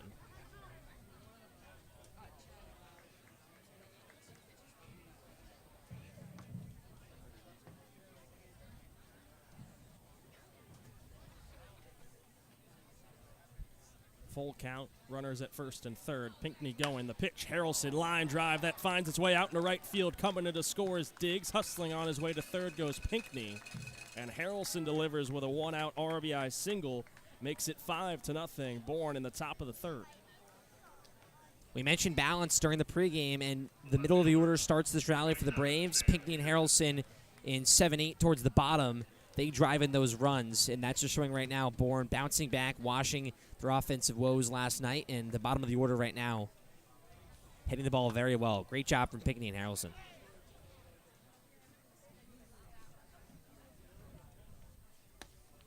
First pitch to Sam Peterson, a breaking ball in for a called strike for Harrelson. That's his 7th RBI this season. Got plenty of speed over at first as well. Wouldn't be shocked if he's going. And look at him. There he goes. Pitch misses outside. The throw down not in time. Here comes Pinckney. The throw home is on the money. Bourne looking to try and go for the double steal, and Pinckney's caught in hot water for the 2nd out in the top of the third. Yeah, tough there for Pinckney. Good job from Chatham being able to relay that throw in quickly and understanding that Harrelson was probably going to be safe, so coming off the bag quickly. And nice for them to just save a run there. 1-1 count, 2 outs to Peterson. Harrelson now going for third. The pitch catches the inside corner. The throw down is not in time. Gage Harrelson with his 3rd stolen base already tonight and 2 trips to the bases. Came into the game with 6 stolen bases as well. We'll have to do some research here and get kind of the all-time team leaders for stolen bases, because now Bourne officially over 100. 2-1, or the 1-2 rather. Now the count is even to 2-2 as the breaking ball misses low and away to Peterson. He's 0 for 1 with a strikeout, looking back in the 2nd.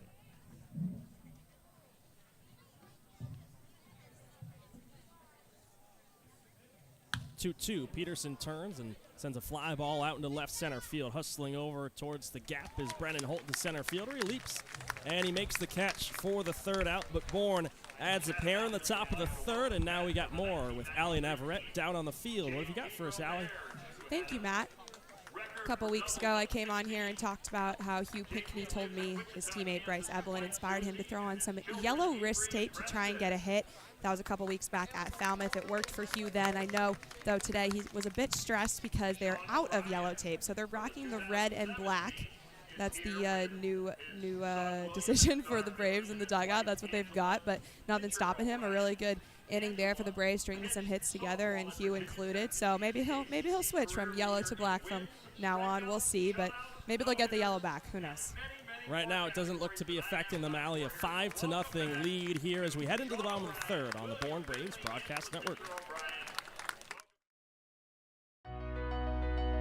BourneBraves.org, the official website of the Bourne Braves, is your one-stop shop for everything Bravos. From directions to the ballpark, the full game schedule, team information, game recaps, roster news, and more. BourneBraves.org is the place to go for information on your favorite team on the Cape.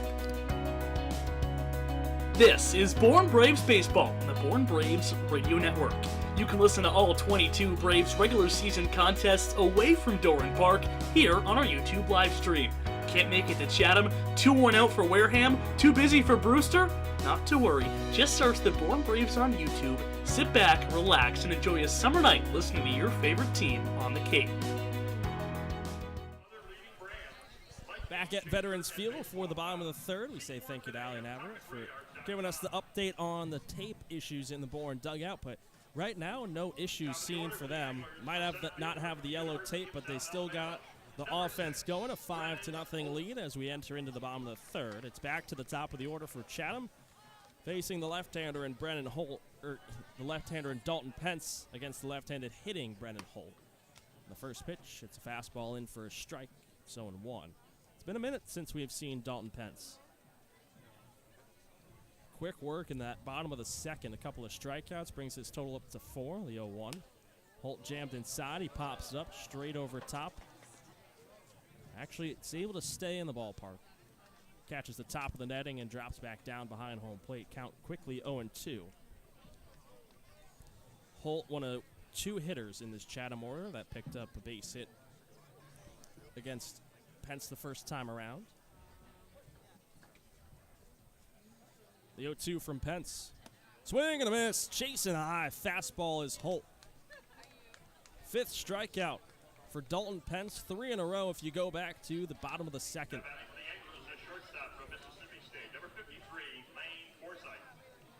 And there, the elevated fastball. We've seen it on the lower inner half to righties. Going to the lefty there, and Holt up and outside. And now the righty and Forsyth up. Swings on the first pitch. Popped up on the infield grass. New Contrades over at first. Sprints in, and he makes the catch for the second out. Pence working quickly. He's dealing right now against these Chatham hitters. And it's been first pitch strikes for Pence. And mentioning it pregame, starting pitching for Bourne, giving them early confidence. The bats giving them a chance to come alive. Bourne coming alive earlier here in this one before Pence even came on the mound, but strong outing so far for the lefty. First pitch to Bryce Martin Grudzelanek is a fastball high and tight, 1-0.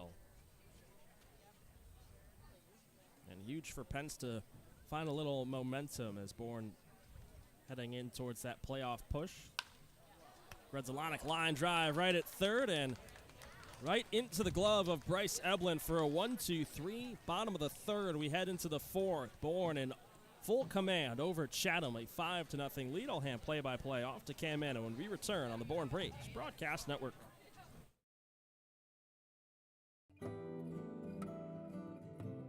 Commercial Electric Solutions, Cape Cod's most valued and professional electric subcontractor who has been providing exceptional services to both commercial and residential customers for over 10 years. Do you have an electric problem? CES has the solution.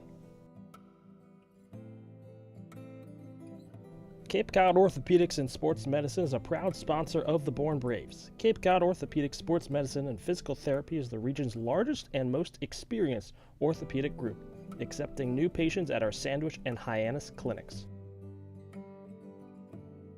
Convention Data Services, or CDS, is a technology company based in Bourne and a proud supporter of Cape Cod baseball. Since 1986, CDS has been delivering customized solutions to the global trade show industry. Keep up with CDS on their website at cdsreg.com and follow them on Facebook and LinkedIn.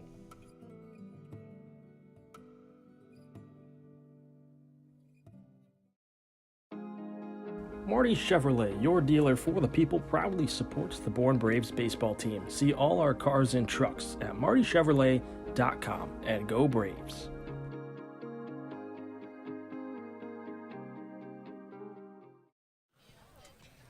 Dalton Pence, a 1-2-3 inning in the bottom half of the third. He'll hand Bourne the bats with a 5-0 lead here in the top half of the fourth inning from Veterans Field. Saturday Night Baseball, the Braves, a chance to clinch a spot in the 2023 playoffs. It's the top of their order. Josh Kroder-Grauer, Jonathan Vastine, and Bryce Eblin due up. Shane Van Dam, his first full inning of work. The righties on the bump from the stretch. First pitch, it's up and inside. Kroder-Grauer was showing bunt. He pulled back. You know, reading about Van Dam transferring to NC State, found out a cool little nugget that he initially committed to SUNY Cortland to play quarterback. And now he's 1-0 pitch, breaking ball called strike. Then he really found his groove on the mound for the Red Dragons and keeps that going, transferring to NC State. Highlight kick, 1-1 pitch. Fastball clips the outside corner, called strike. And SUNY Cortland, a very, very good football program as well in the Empire 8, and play the Cortica Jug against Ithaca. 1-2 pitch, a wave and a miss from Kroder-Grauer. Van Dam picks up his first strikeout out of the bullpen, and there's one away here in the top of the fourth. The shortstop, number 2, Jonathan Vastine.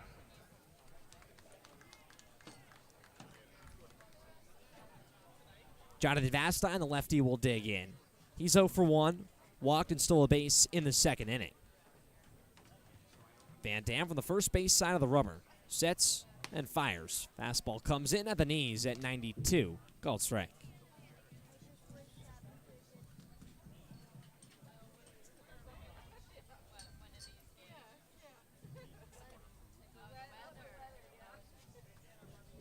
A 1 pitch. Breaking ball in there for a strike as well for Van Dam. Pounding the strike zone here early. Yeah, I found his football profile. Didn't play for SUNY Cortland, but nice little two-way player. His 0-2 pitch, Vastine, ground ball, first base side. Picked up from Donahue. He'll flip to Van Dam. Close call at the bag, but Van Dam there in time on the 3-1 putout. Beats the speedy Vastine by a step. 2 away now in the top half of the fourth. Yeah, really good play. We've seen Vastine. He's got a lot of speed heading down the line, and for him, saw him really put his head down, try and hustle out to first, and a little nice PFP action for Van Dam. Another lefty now in Bryce Eblin. He's 1 for 2. First pitch to Eblin, hard ground ball in. Trickles foul, first base side. Rolls to the right field bullpen for Eblin. Came into the game batting .340. Riding now an 11-game hit streak, singled and scored in the first. But Bender not consistently in the lineup of late. Eblin is kind of taking that spot. Now in the 3-hole. Van Dam's 0-1. Eblin bloops this one out center field. Coming in is Holt. He'll settle under it and will make the catch for a 1-2-3 top half of the fourth inning. Shane Van Dam keeping it where it is. After 3.5 here from Veterans Field, a 5-0 lead for the Bravos. Chatham, some work to do. They're back on the offensive side when we return on the Bourne Braves Broadcast Network. BourneBraves.org, the official website of the Bourne Braves, is your one-stop shop for everything Bravos. From directions to the ballpark, the full game schedule, team information, game recaps, roster news, and more. BourneBraves.org is the place to go for information on your favorite team on the Cape. This is Born Braves Baseball on the Born Braves Radio Network. You can listen to all 22 Braves regular season contests away from Doran Park here on our YouTube live stream. Can't make it to Chatham? 2-1 out for Wareham? Too busy for Brewster? Not to worry, just search the Born Braves on YouTube, sit back, relax, and enjoy a summer night listening to your favorite team on the Cape. Marty Chevrolet, your dealer for the people, proudly supports the Born Braves baseball team. See all our cars and trucks at martychevrolet.com, and go Braves.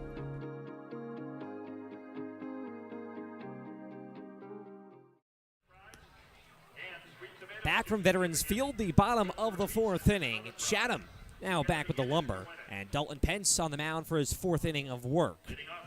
Had a 1-2-3 third inning, picked up his fifth strikeout. He'll face 4, 5, 6 for Chatham. Kyson Donahue, Keaton Kent, and Tyler Wolford.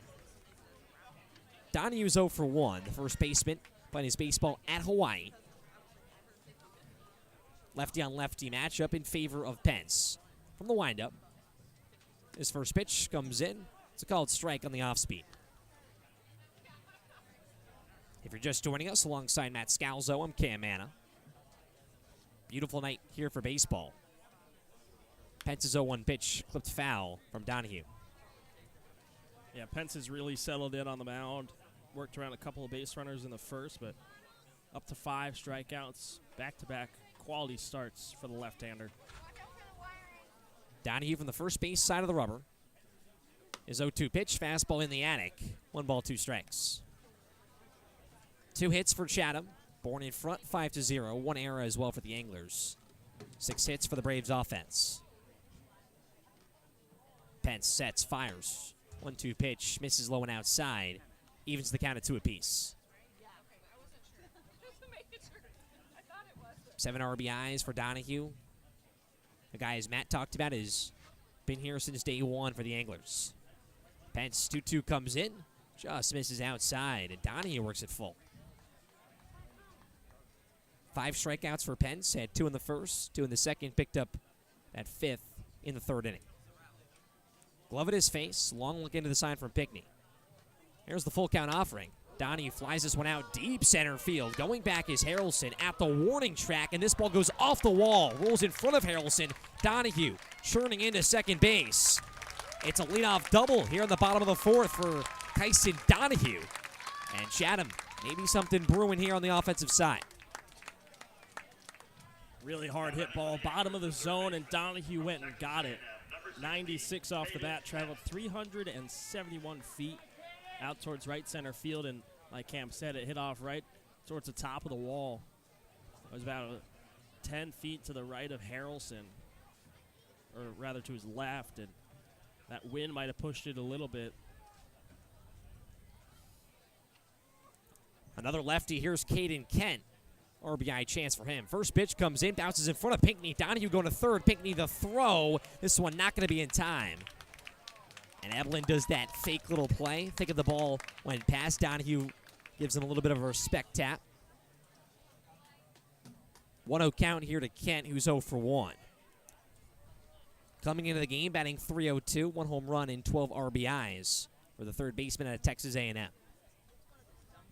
Corners back, middle infield pitching here for the Braves. Pence from the stretch, first base side of the rubber. His 1-0 pitch, Kent shows bunt, he pulls back. The breaking ball is low. 2 balls, no strikes. 52 pitches now for Pence. First little bit, we've really seen him kind of struggle a little bit.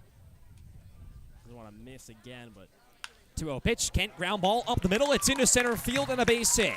Donahue scores. Caden Kent, his 13th RBI on the summer. And Chatham on the board makes it 5-1 Bourne here in the bottom of the fourth.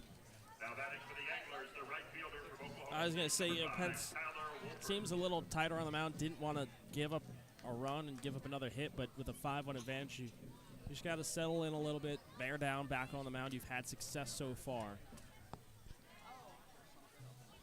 Tyler Wolfert, the righty out of Oklahoma State. Caden Kent a 2-step lead off first. Pence back to the stretch. His first pitch, fastball at the knees, a called strike. Wolfert 0 for 1, popped out to lead off the second inning. The Anglers offense now with 4 hits. Carter Grauer and Vastine sheeted up the middle for the double play. Here's Pence's 0-1 pitch. Fastball low and inside, makes it 1-1. For Wolford, batting .261, 7 RBIs. Melendez to follow, the heart of the order here for Chatham. Pence a long look in. The 1-1 offering comes in low, just gloved from Pinckney, makes the count 2-1. Still no action in the Bourne bullpen in right field. And Pence's last start went 5 innings, has gone 9 in his last 2 opportunities to start for the Braves. Highlight kick, 2-1 pitch, went up the ladder on the heater, and a wave and a miss from Wolford makes it 2-2. That's where Pence feels comfortable, is when he's able to work that fastball up in the zone. It's been a great put-away pitch for him so far this season, especially tonight. Has 5 punch-outs, looking for 6. A look at first base. Now the offering. Fastball inside corner. That one's off the mark. Makes the count full. That's been Pence's spot. His put-away pitches, 4 of the 5 strikeouts, inside fastballs to righties. That one at 92 miles per hour. Kent back off first base. Another 3-2 count. Here's the pitch. Low and inside fastball. Misses once again. And Chatham. Something cooking here. First and second for them. Nobody out. And the catcher, Jaden Melendez, he'll step in. And Scott Landers comes out of the first base dugout for the Braves. He'll talk to his pitcher in Pence and brings the whole infield in. And a few Bourne members from their dugout jog out to right field. You wonder who's warming up here. McShane available today, one of the late inning pitchers for the Braves. Pitched against Harwich, had a save. He's one of the all-stars. Ryan Free, a lefty, available as well.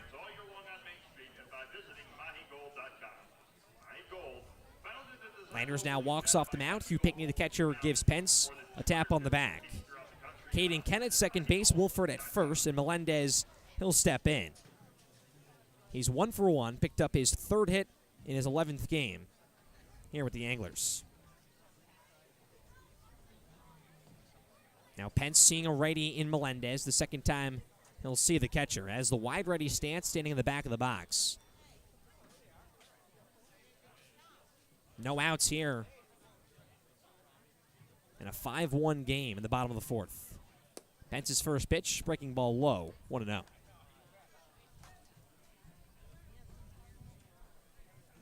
Intratus at first base. He's in on the grass. Same with Eblin at third. Middle infield once again pinching. Outfield in straightaway depth with Harrelson anchored in center. Pence set, glove of the belt. 1-0 to Melendez. Breaking ball called strike on the inner half. The Anglers have played a lot of close baseball games, winning a close one and splitting the doubleheader last night against Orleans 5-4. Looking to keep their playoff hopes alive and trying to crawl back here midway through this one against Bourne. Pence is 1-1. It's a heater. It's a called strike. Just clipping the inside corner at the letters. 1 ball, 2 strikes. This is a spot here for Bourne where, especially in Pence's case, you really want to get an out here in any way that you can. Glove with the belt. His 1-2 pitch. Fastball inside corner. He got him, strike 3. 6 strikeouts for Dalton Pence. And there's 1 away here in the bottom of the 4th. Man, there's something on that fastball. It's coming in at 90, but right on the inside corner to these righty hitters. He's put 4 of them down looking so far tonight to push his total up to 6. And now you breathe a little easier as a pitcher. You understand a ground ball gets you out of it. And another righty. Pence has seemed awfully comfortable against these righties, which is, not common for a lefty pitcher. First pitch is Zach McDonald will miss inside. Normally for a righty, you're excited to see a left-handed pitcher. You see the ball a bit easier out of his hand. McDonald, one of the guys that went down looking. That was in the 2nd inning. He's in the back of the box. Pence's 1-0 pitch. Clip foul out of play behind home plate. And Matt talked about it. 4 of the 6 strikeouts by the looking variety for Pence. And most of them come on the inside corner to righties. Low and inside fastballs, 92 miles per hour. That's been just the bread and butter for Pence. Grauer at second base, right behind the runner and Kent. Can try to stop holding on the runner at first in Wolford. There's the 1-1 to McDonald. Fastball way upstairs, just glove from Pinckney. Makes it 2-1. Vastine and Eblin back on the left side of the infield. Harrelson now a few more steps in center. McDonald with 6 RBIs, looking for a few more here. And Chatham trailing by 4. 2-1 pitch. McDonald, a line drive left center field, down for a base hit. Ending the third base is Kent. Harrelson the throw. This one tipped from Vastine and not in time. Bases now loaded for the Anglers with 1 out. And Derek Fabian, the righty DH, will step in. And we saw it last time these two faced off. Bourne jumped out to that early lead back at Doran Park, was up 5-0 after 2 innings, and actually 6-0 after 4. And then 3 runs in the 6th, 2 in the 7th for Chatham. They made it a close game. They didn't get it done, but made things interesting in those middle innings. We're starting to see it the same once again. First pitch here to Derek Fabian. It's a fastball inside. It will miss. 1-0. 5 hits now for Chatham. 3 coming this inning. A walk as well. They've already scored 1. Fabian back in the box. Pence is 1-0 from the stretch. It's a breaking ball low. Fabian not fishing. 2 balls, no strikes. It's Kent off third base, Wolford off second, and McDonald off first. The 9-hitter in Fabian here. Batting .356 with 12 RBIs. Pence a long look in. The 2-0 offering. Fastball waving a miss. Fabian late. 2-1. Matt talked about that double play depth. Bourne still in it here. Infield not in with the bases loaded. Vastine and Grauer shaded. 2 guys that turn the double play better than anyone. Pence a look at second. 2-1 pitch. Up and inside, a called strike. Late call by the limpet umpire in Angstrom. Fabian didn't like it. He'll step out and now step back in. Chokes up just a little here with 2 strikes.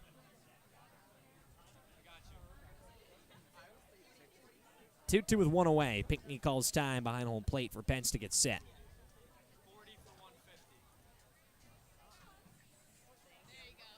Fabian ready once again. Pence sets. Glove of the belt once again. The 2-2. Breaking ball low and inside. Fabian holding back. Moves the count full. I like that look of that pitch from Pence, the changeup towards that similar spot that we've seen on the fastball. Wonder if he changes the eye level or goes back to that inside corner against the righty with the fastball. 3-2, fastball up and away, and it's ball 4. A run will come in to score for the Anglers. They make it 5-2. Caden Kent jogs in. Fabian jogs to first, and Chatham only trailing by 3. That's an at-bat for Pence that he'd like to have back. The 2-2 count. You have Fabian where you want him, and you throw 2 pitches that just aren't close to the zone. Top of the order in the lefty, Brennan Holt. Has the bases loaded. First pitch, this one just skitters foul and towards the Chatham dugout. A check swing from Holt. Made a loud noise on the third base side, hit something. Yeah, I wasn't sure if it hit some sort of bucket or maybe a piece of the railing with the padding on. Makes a kind of thudded sound. Holt with a wide lefty stance. Pence is 0-1. Fastball up and outside. Makes it 1-1. Holt led off this game with a single. Advanced on a wild pitch. He was stranded. Struck out back in the 3rd. Fabian off first base. McDonald off second. Wolford off 3rd. Big spot for Chatham. Pence is 1-1. Got on and missed. From Holt makes it 1-2. Bourne still in double play depth. Contreras still not holding on the runner at first base. Eblin way back at 3rd. Pence looks in. Now stands up straight, glove of the belt. The 1-2 pitch. Fastball just misses on the outside corner. went away there for the put-away pitch to the lefty and Holt. 2 balls, 2 strikes. Yeah, last time when he got Holt swinging, he went to a high fastball.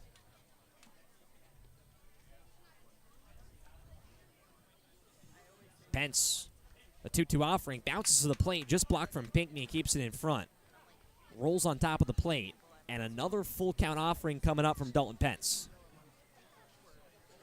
And we got a lefty in the Bourne bullpen right down the line and right. Looks like it's, my guess is Ryan Free. That's what it looks like, too. Seems like a number 5. My eyesight's pretty good. Just trying to see if Free can fully turn to make sure. Here's the full count pitch. Holt, a blooper, right field. Crota Grauer at second base goes back, and he makes the catch. Some loud oohs for Chatham, and then a sigh of relief for Bourne. Keeps it here at 5-2 with 2 away. The shortstop from Mississippi State, number 53, Lane Forsythe. And Lane Forsythe will now step in here. Back to a righty for Chatham. And a long inning here for Pence. Right about this next pitch, he'll hit the 80 pitch mark. He was at 39 heading into the 3rd. First pitch to Forsythe is low and inside. And had a really quick 1-2-3 top or bottom of the 3rd, and now he's come in here and the double and a couple base hits, some walks. He's been out here for a long time in the bottom of the 4th. 1-0 to Forsythe. High drive towards center field and deep. Harrelson takes a few steps back. He'll settle under it, and he'll make the catch to end the inning. Chatham gets 2 here in the bottom of the 4th. They cut the Bourne lead to 3. It's 5-2 after 4 here from Veterans Field. Top 5 coming up. And Bourne back to home plate with the Lumber when we return on the Bourne Braves Broadcast Network.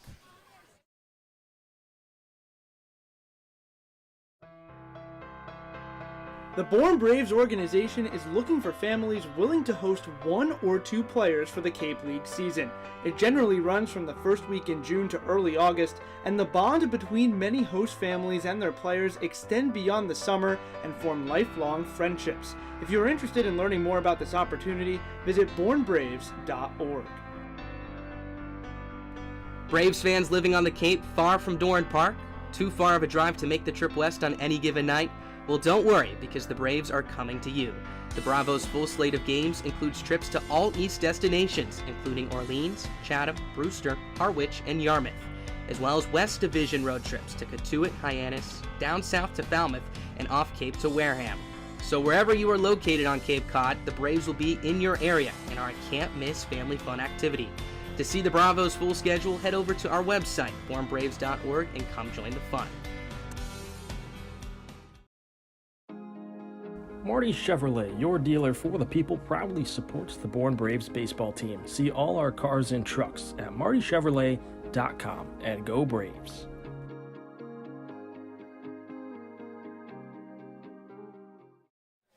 Chatham gets 2 runs in the bottom of the 4th inning. We head to the top of the 5th, and Bourne back on the offensive side. 4, 5, 6. Caden Bodine, Kendall Diggs, and New Contreras. They're due up. Shane Van Dam, he's back on the bump. The righty kicks and fires. First pitch is going to miss outside, 1-0. Bodine, another exceptional night at the plate. 2 for 2, 2 singles and 2 runs.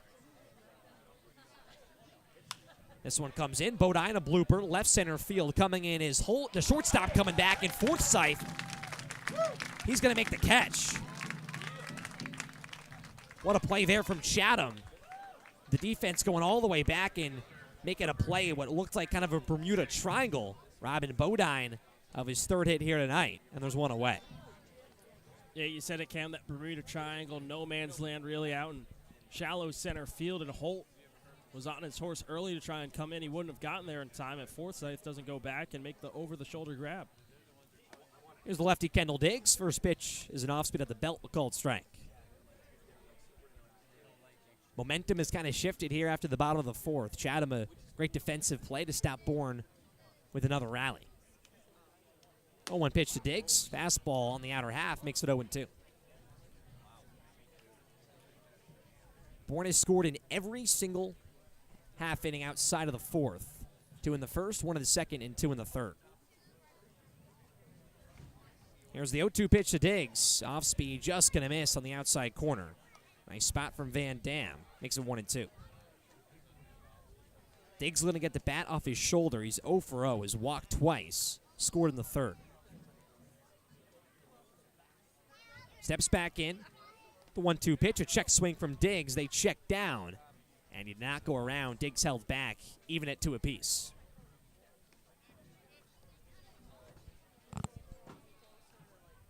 Chatham now only trailing Bourne in 1 in the hits department. 6 hits for the Braves, 5 for the Anglers. Ball trickled on the first base side out of the Bourne dugout, so Lucas Olson, the first base coach for the Braves, flips it back to their dugout. Diggs steps back in. Van Dam sets from the stretch. His 2-2 pitch. Diggs flips it back and out of play. He stays alive.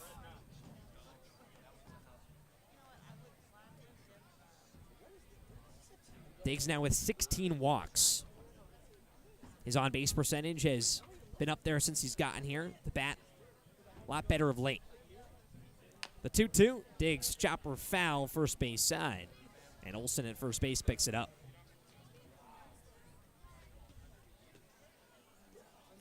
Yeah, Lucas Olson, coach at Hobart now, is a really strong player for Scott Landers at SUNY Oswego.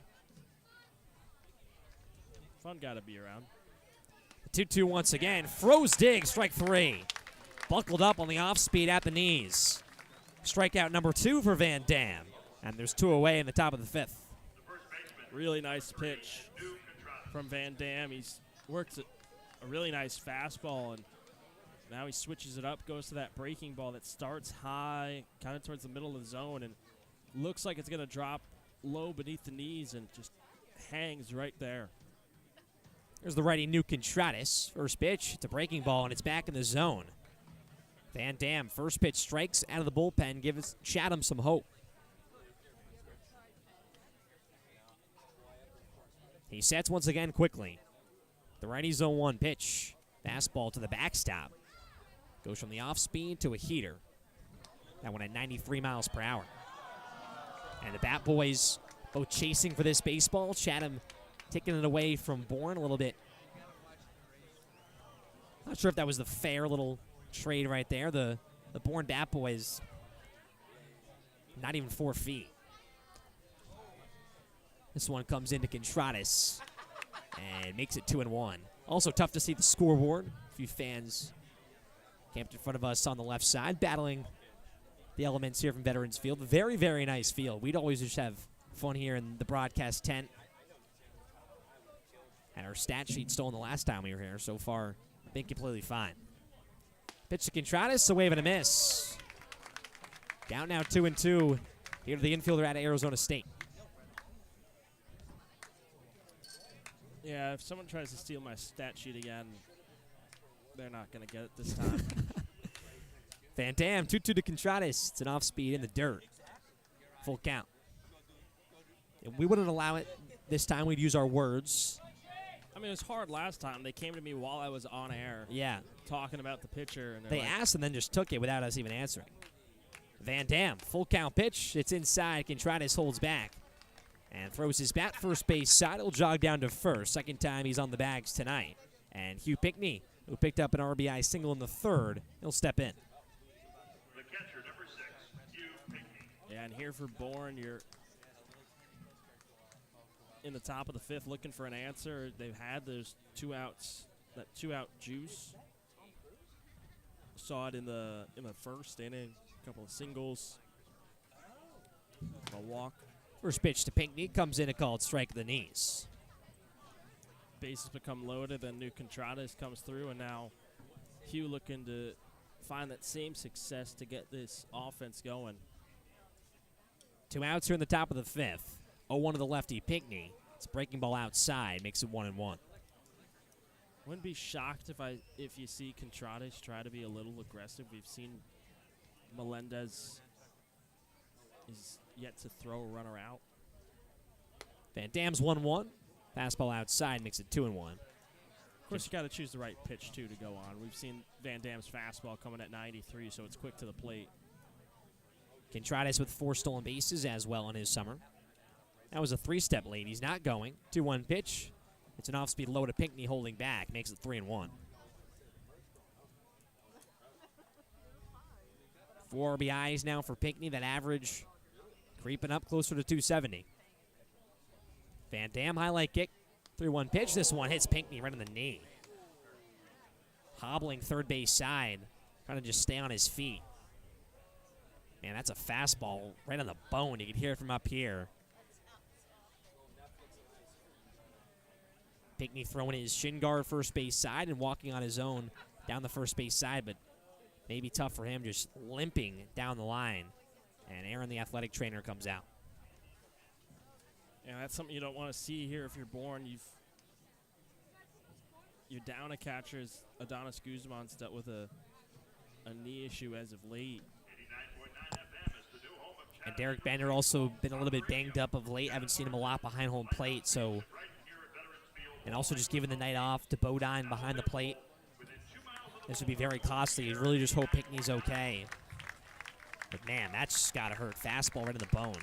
And Van Dam walking off the mound here for that mound visit during the injury for Pinckney. So a new pitcher in the game for Chatham. Pinckney will get a second, and we'll get a second to get the new pitcher, all the stats and everything you need to know when we return on the Born Braves Broadcast Network.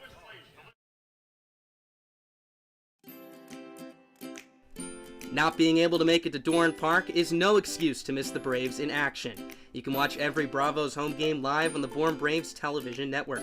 From stellar pitching performances, dazzling defensive plays, and big-time power displays, you can catch it all from the comfort of your home. It's your favorite Cape League team live on your screen. Just head to the Born Braves YouTube and join the fun. You can catch the Born Braves all summer long at Doran Park. With more than 20 home games this season, Braves baseball is just a short drive away, whether you're on or off the Cape. With free admission to every Cape Cod League game, nights at Doran Park provide family fun for everyone. First pitch for all Braves home games is at 6, and you can check out the Bravos' full schedule over at our website, bornbraves.org. BornBraves.org, the official website of the Born Braves, is your one-stop shop for everything Bravos. From directions to the ballpark, the full game schedule, team information, game recaps, roster news, and more. BornBraves.org is the place to go for information on your favorite team on the Cape. This is Born Braves Baseball on the Born Braves Radio Network. You can listen to all 22 Braves regular season contests away from Doran Park here on our YouTube live stream. Can't make it to Chatham? Too worn out for Wareham? Too busy for Brewster?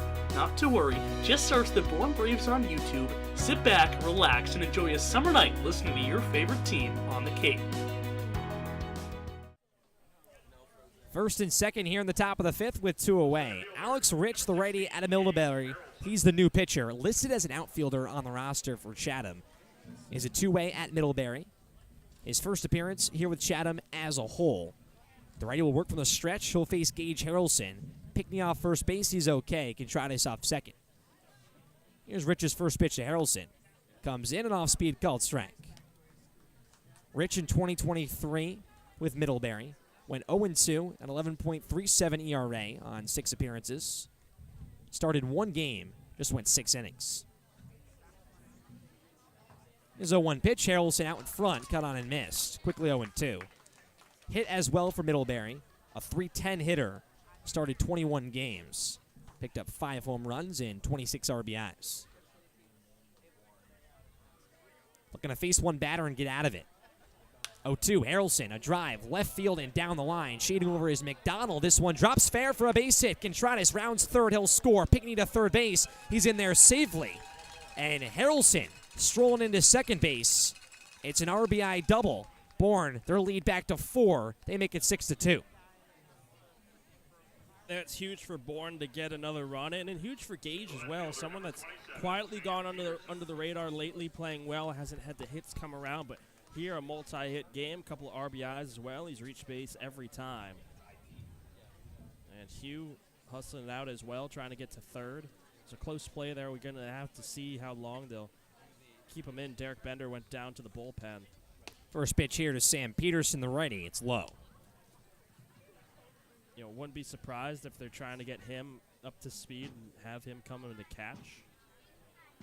He's doing some crazy windmill arm motions in the bullpen. So they're trying to get him warm quick. 1-0 to Peterson. Comes in low once again from Rich. Makes it 2-0. It's almost like for a bullpen pitcher, you make that call and you're like, get them hot quickly. And except it's on the other spectrum here with 2 outs. You want to get Bender going quickly behind the plate. 2-0 to Peterson. Called strike on the outside corner from Rich. 2 balls, 1 strike. Harrelson off second base. His second RBI here tonight. As Matt mentioned, very hot of late, has slowed down in those last 3 games. Pickney's off third base, can try to score. 2-1 to Peterson, breaking ball outside, 3 balls, 1 strike. Peterson's 0 for 2, struck out and a fly out. 2 away here in the top of the 5th. Bourne now has scored in 4 of 5 innings. 3-1, this one's low. Peterson throws his bat towards the first base dugout. Heads down to first. Base is juice for the Braves. Back to the top of the order. It's Josh Kroder-Grauer. And for Bourne, it'd be nice to bounce back, respond. You at least got 1 to push your lead back up to 4 rather than 3. But you'd love to make it a little bit more in a chance like this. Chance here for Kroder-Grauer to blow this one open. Rich's first pitch, Kroder-Grauer driven left field and towards the line. McDonald comes over, he makes the catch. Robs JKG of a huge base hit. And Chatham keeps it where it is, 6-2. After the RBI single from Gage Harrelson, Bourne gets 1 more here in the top half of the 5th. They lead Chatham by 4, and bottom 5 coming up here from Veterans Field when we return on the Bourne Braves Broadcast Network. The Bourne Braves organization is looking for families willing to host 1 or 2 players for the Cape League season. It generally runs from the first week in June to early August, and the bond between many host families and their players extend beyond the summer and form lifelong friendships. If you are interested in learning more about this opportunity, visit bournebraves.org. Braves fans living on the Cape far from Doran Park? Too far of a drive to make the trip west on any given night? Well, don't worry, because the Braves are coming to you. The Bravos' full slate of games includes trips to all East destinations, including Orleans, Chatham, Brewster, Harwich, and Yarmouth, as well as West Division road trips to Cotuit, Hyannis, down south to Falmouth, and off Cape to Wareham. So wherever you are located on Cape Cod, the Braves will be in your area in our can't-miss family fun activity. To see the Bravos' full schedule, head over to our website, bournebraves.org, and come join the fun. Marty Chevrolet, your dealer for the people, proudly supports the Bourne Braves baseball team. See all our cars and trucks at martychevrolet.com, and go Braves.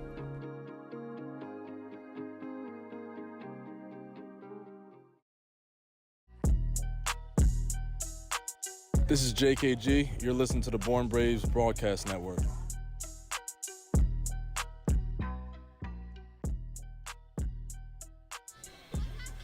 Gage Harrelson with an RBI single, or a double, in the top half of the 5th inning, makes it 6-2 Bravos. We enter the bottom of the 5th here from Veterans Field.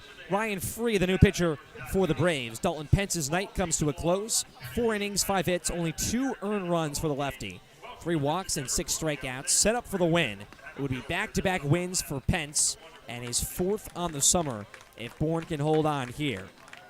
Ryan Free, the lefty out of Texas Tech. He's 1-2, a 5.78 ERA.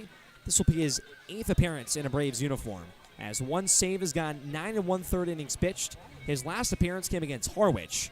Went 2 innings, 1 earned run, allowed 5 hits on 2 strikeouts against the Mariners in the Braves' 7-5 victory.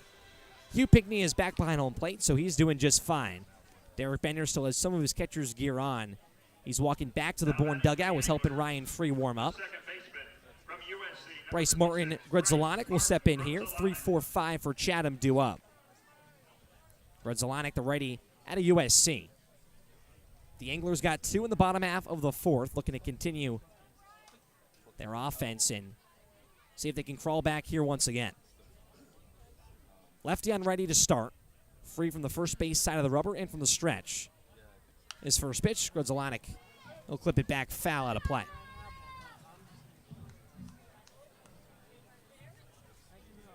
5 hits for Chatham, 7 for Bourne. Grzelanic still looking for his first. Batting .268, 1 home run and 10 RBIs. Free sets, the highlight kick. 0-1 pitch. It's upstairs, 1-1.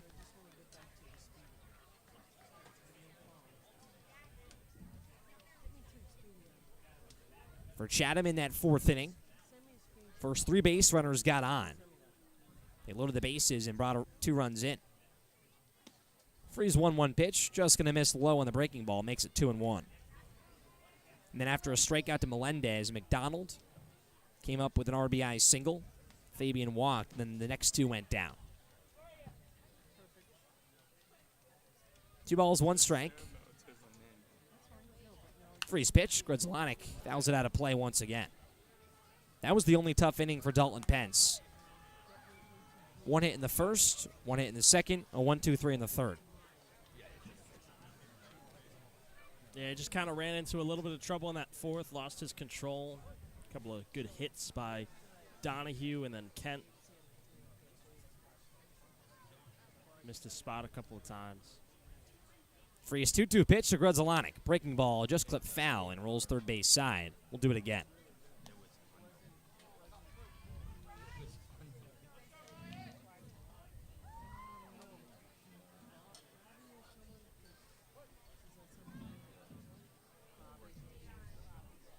Free a long look in, leaning over. Now stands tall, gets the sign. Looking to put the first batter down he sees. A 2-2 once again. Grzelanic pokes one right field, and this one down the line. It's going to stay fair, rolls towards the corner. Diggs picks it up. Grzelanic headed to second base, and he'll stroll in and stay there. It's a leadoff double for Chatham. Back-to-back innings with leadoff doubles. This time, it's Bryce Martin, Grzelanic.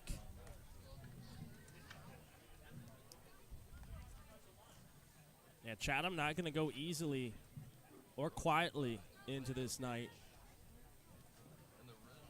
Starting to figure it out a bit more. Strong hits as of late, and now it's Donahue and Kent coming up. This is the heart of the order. You get Grzelanic on, and Chatham looking to think they can crawl back into this, and they showed it in the 4th with that heart of the order feeding into the bottom part. You'll see here Donahue's got that double that nearly got out. Kent followed it up with a single that drove in Donahue, excuse me. Here is Kyson Donahue, the lefty. Lefty-on-lefty matchup. Grzelanic off second base. Freeze pitch. Breaking ball in there for a strike.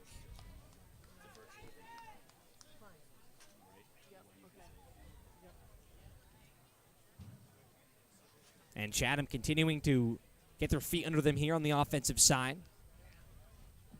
Fast sign at shortstop behind the runner in Grzelanic. Free look over there. That was the 0-1 pitch. Comes in, a wave and a miss. Good spot there from Ryan Free. Donahue just way out in front. Quickly 0-2. Donahue also walked in the first, has reached base, and both ABs tonight. Contreras at first base. He's back as well. Grauer just in front of the outfield grass at second base. Freeze 0-2 offering, and time call just before the pitch was thrown. And it's going to be a pitch clock violation against Ryan Free. Just got him by a half a second. Free was coming into home plate. And a violation call. We talked about it here at Chatham. The pitch clock very visible for both the catcher and the pitcher. It's now a 1-2 count. Freeze pitch to Donahue. Comes in. Fastball just going to miss on the outside corner. Yeah, you can't get away with it really here or try and use, whatever it may be. But here you got all the time you need. It shows it to you right behind the plate to get set, get your pitch off. Free a look at second once again. The 2-2 pitch. Donahue with a drive. Down the line in left field. Peterson coming in. He'll make the catch. Staying on his feet and leaning down towards the line. Out number 1 for the Braves, and a big one. Puts down Donahue for the first time tonight. And with 1 away, Caden Kent will step in. That one was just off the end of the bat, driven down the line and left. And Peterson had to hustle and keep hustling as that one was dying quickly. Gets it on the backhand. Big first out. Grudzelanek still on second base, has that two-step lead. Another lefty in Caden Kent. Free sets, fires. Grudzelanek's going. Pitches low and outside. Dribbles away from Pinckney. And in safely at third base is Grudzelanek. Picks up a stolen base.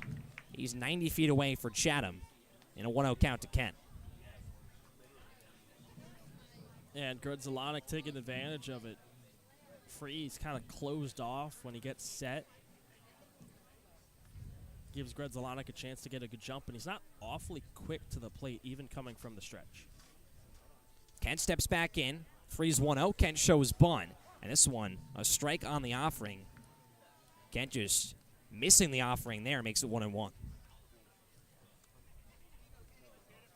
Normal depth for the Bourne defense, straight away in the outfield. Grudzelanek off third. Free the lefty sets once again. First base side of the rubber. Pitch to Kent. Bloops this one third base side. It's going to hook foul.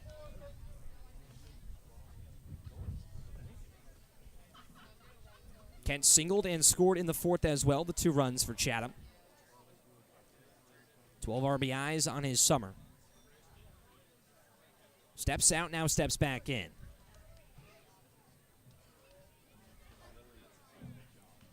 Free that long look. Now sets, stares in the eyes of Pinckney. 1-2 pitch, breaking ball just clipped back and off the netting. Staying alive here is Kent. Free so far, long few batters that he's faced. Had a long at-bat against Grudzelanek, who won the battle in a double. And a long at-bat as well against Donahue, just winning that battle on a flyout. 1 ball, 2 strikes, 1 away. Freeze pitch to Kent. Breaking ball just going to miss at the shins. 2-2.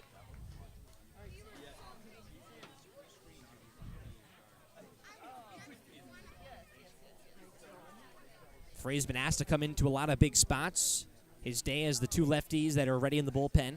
French as well, looking to make his debut for the Bravos. Now the 2-2 pitch. Backing out of the way is Kent on the inside fastball. Moves it full.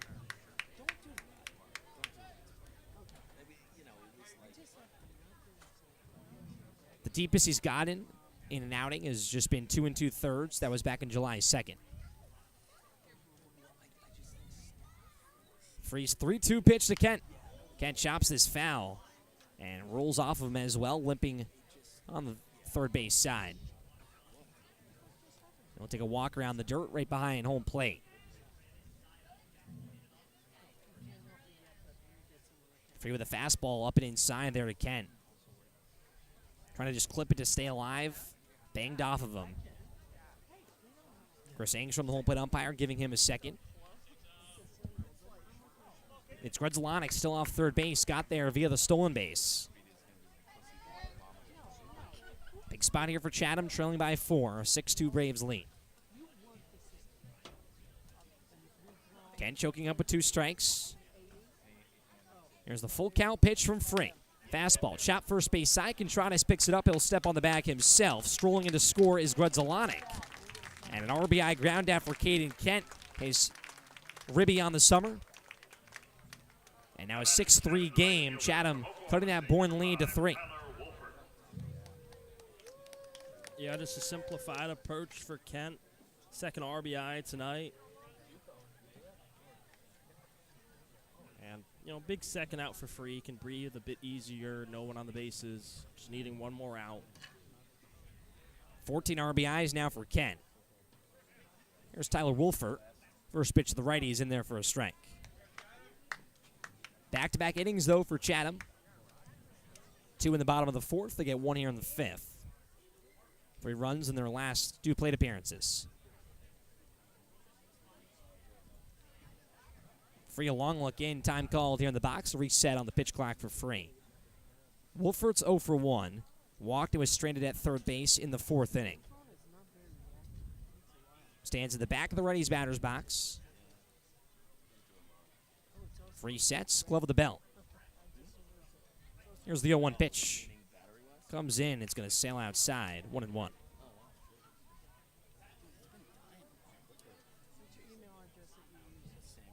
Wolford, a .261 hitter.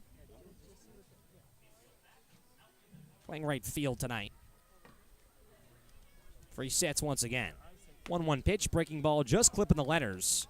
Missed upstairs, but just got his spot 1-2.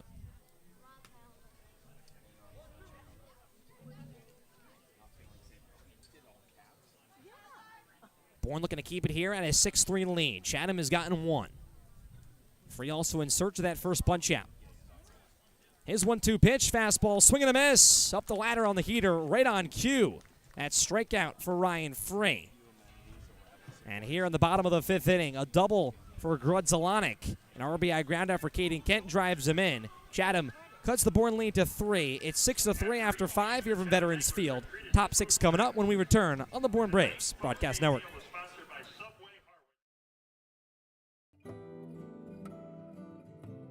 Commercial Electric Solutions, Cape Cod's most valued and professional electric subcontractor who has been providing exceptional services to both commercial and residential customers for over 10 years.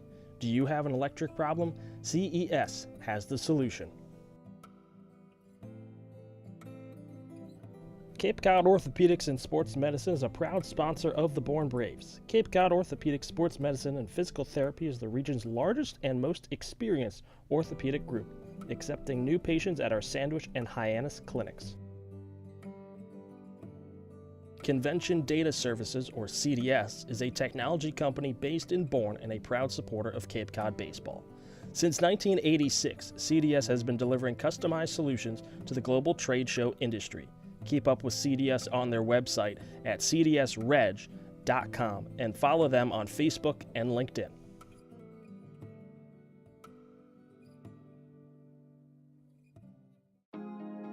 Marty Chevrolet, your dealer for the people, proudly supports the Bourne Braves baseball team. See all our cars and trucks at martychevrolet.com and go Braves.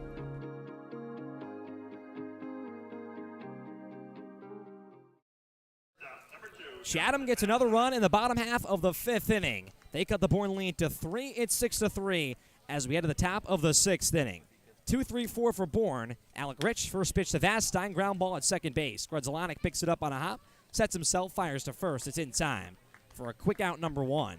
Vastine going down for the 3rd time tonight and brings up the lefty, his counterpart in Bryce Eblin. Yeah, quick first out there for Vastine. Hasn't exactly been his night, but Bryce, he's always swinging a good bat. Couple of hard hit outs.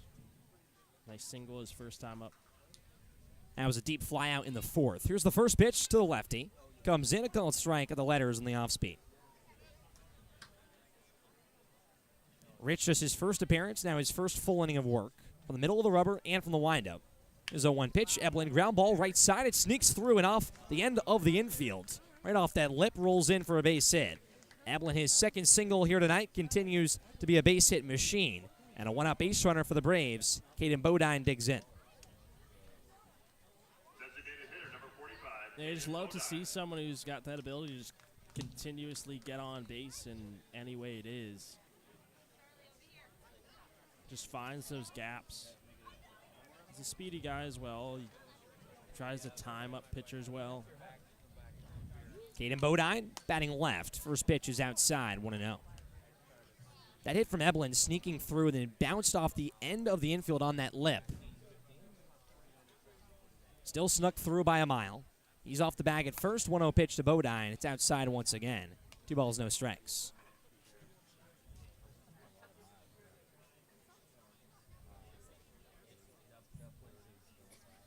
Rich from the stretch. Highlight kick to a Bodine. Breaking ball is low. 3-0. You know, you got to wonder for Eblin. You know, he's the one that started that yellow tape trend. How's he feeling with that shortage? He's been hitting the ball well. May not need it. 3-0's outside to Bodine. 4 straight balls to the switch-hitting DH. He'll jog down to first. First and second for the Braves. Kendall digs the lefty. He'll swing it.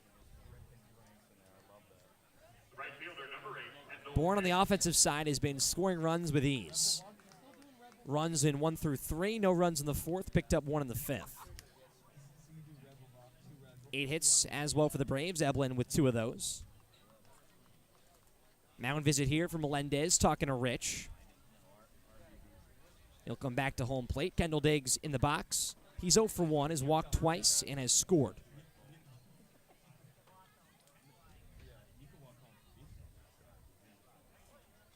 Diggs, the wide lefty, stands. Bodine off first, not being held on by Donahue. Eblin off second base. There's the first pitch to Diggs. Shows bunt, puts it down third base side. It's going to trickle foul. Some scores around the league that we talked about that are important coming into this game. With a Bourne win or a Gateman loss, Bourne will clinch a playoff spot. Wareham and Falmouth right now tied at 7 apiece in the bottom of the 9th inning. And Falmouth on the home side, so a chance for them to win it, and that would clinch it for Bourne.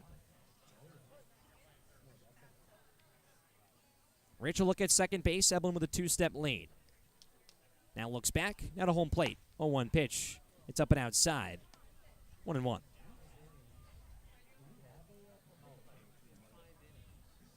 And elsewhere in the West Division, Katuitt and Hyannis. A win for the Kettleers over Hyannis. 1-1 pitch. Diggs lines this one and scorches it foul towards the bullpen of Chatham in left field. Makes it 1-2. 8 hits for Bourne. Diggs with 8 RBIs. Picked up 2 RBIs in 2 nights ago for the Braves. Rich, a long look at second base. The 1-2 offering. Diggs pops it up, out of play. Third base side.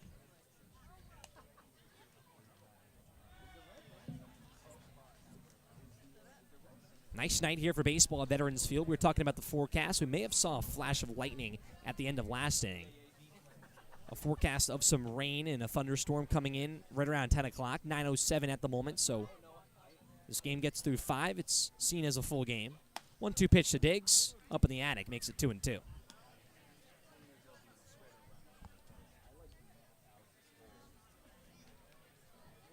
Rich, a long look in here. It's been a long battle against Diggs. Bodine still off first. Eblin just a 2-step lead off second.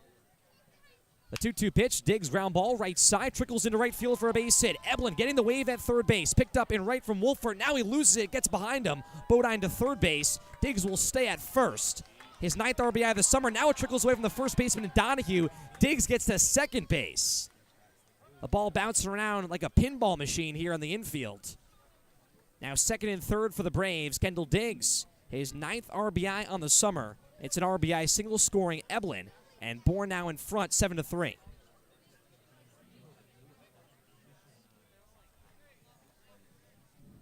Yeah, it looked like it was a little bit of a Little League-like play out there. Right fielder loses it, then it gets away from the first baseman. People are moving all over the base paths. Bourne's not going to complain, though. New Contreras, a 2 RBI chance here. Infield comes fully in. First pitch, Contreras liner right at the second baseman, and a leaping grab from Grudzalanek. Quick reaction from the second baseman. Robbing a hit from Contreras. Already his 2 RBIs tonight, would have been 2 more. 2 outs now in the top of the 6th. Yeah, that was a great play by Grudzalanek. If Contreras is able to get that over his head, that's splitting the gap in right center field. Contreras has speed as well. Now it's the lefty Hugh Pinckney. Rich's first pitch. It's outside, 1-0. But Bourne continuing to extend their lead, something that we've talked about that's important for this Braves offense, and finding ways to score in almost every inning. Diggs off second, Bodine off third. Pitch to Pinckney. High fly ball left center field. Shading over is McDonald towards the gap. He'll settle under it. It's a can of corn to make the catch to end the inning. But Bourne gets another run. The Kendall Diggs RBI single makes it 7-3 Bravos, but it was Bryce Eblin who started the rally with an RBI, and he scored for the second time tonight. Allie Navarrete joins us, and she has more. Thank you, Cam. Like you said, it's just been a really good streak for Bryce right now, and he started that rally with a single ever since, I believe it was Orleans, July 14th maybe. He's been on a hitting streak, and I know that he's really been putting in the work, maybe more so than any other player on this roster, at least time-wise. Him and Vasti show up to the field early every single day together. I believe they're the first ones there. They show up at 2, ready for early work. They're always putting in the work when they need to, and it's really starting to show. Those two definitely emerging as leaders of this team and Bryce just continuing to have some firepower on offense, heating up at the same time as he did last summer. We thank you, Allie. 2 hits tonight for Eblin on an 11-game hit streak and continues to stay hot. The Braves in front of Chatham 7-3. Bottom 6 coming up when we return on the Bourne Braves Broadcast Network.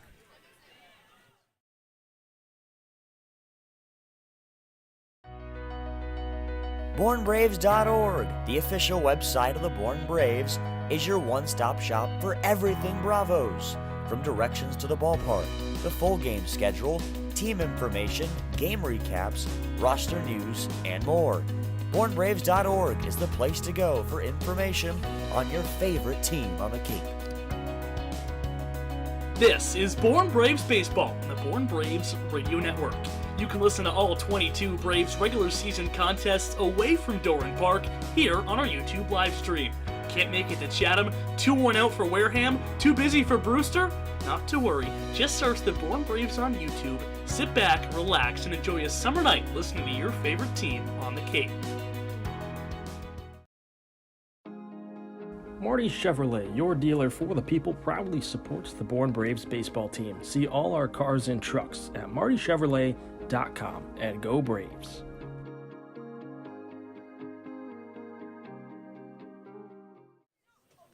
Bottom 6 from the beautiful confines of Veterans Field. Bourne and Chatham for the final time in 2023.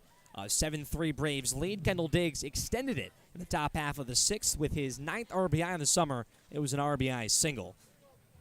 Cam Manna joined alongside Matt Scalzo. You just heard from Allie Navarrete talking about Bryce Eblin on an 11-game hit streak for the Braves. Ryan Free, the lefty, back on the bump. It's 8-9-1. Jaden Melendez, the righty catcher, will step in. Free from the stretch. His first pitch, it's a fastball right at the eyes, 1-0. Melendez 1 for 2, singled back in the second inning, a strikeout in the 4th.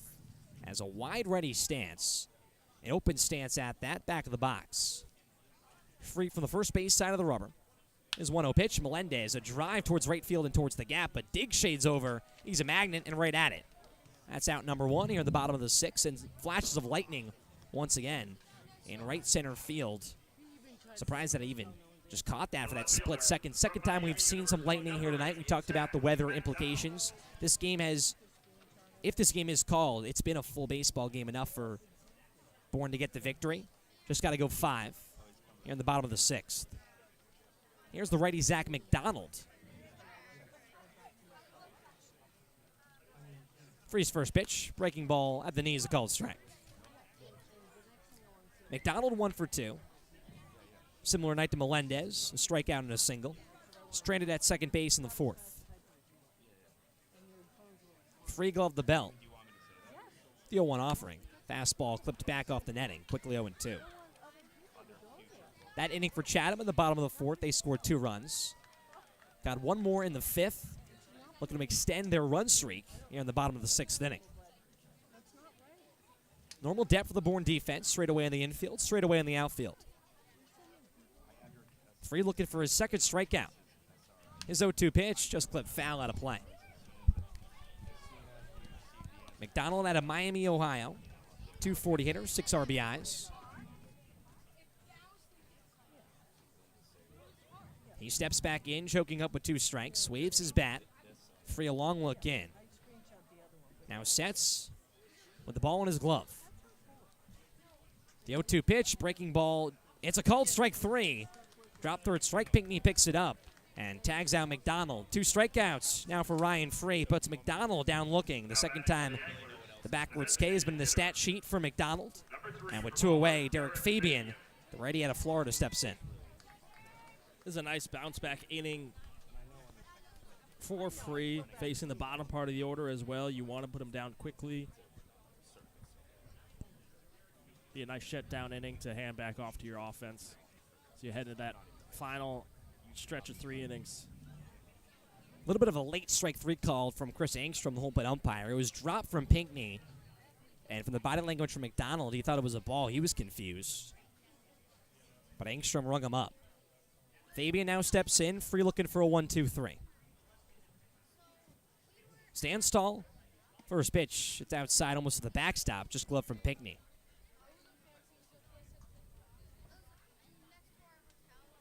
Nice outing for Free so far. It was a long 5th inning, allowed a run, but put the next 3 batters down. It was an RBI ground out for Caden Kent after the Grudzalonic double.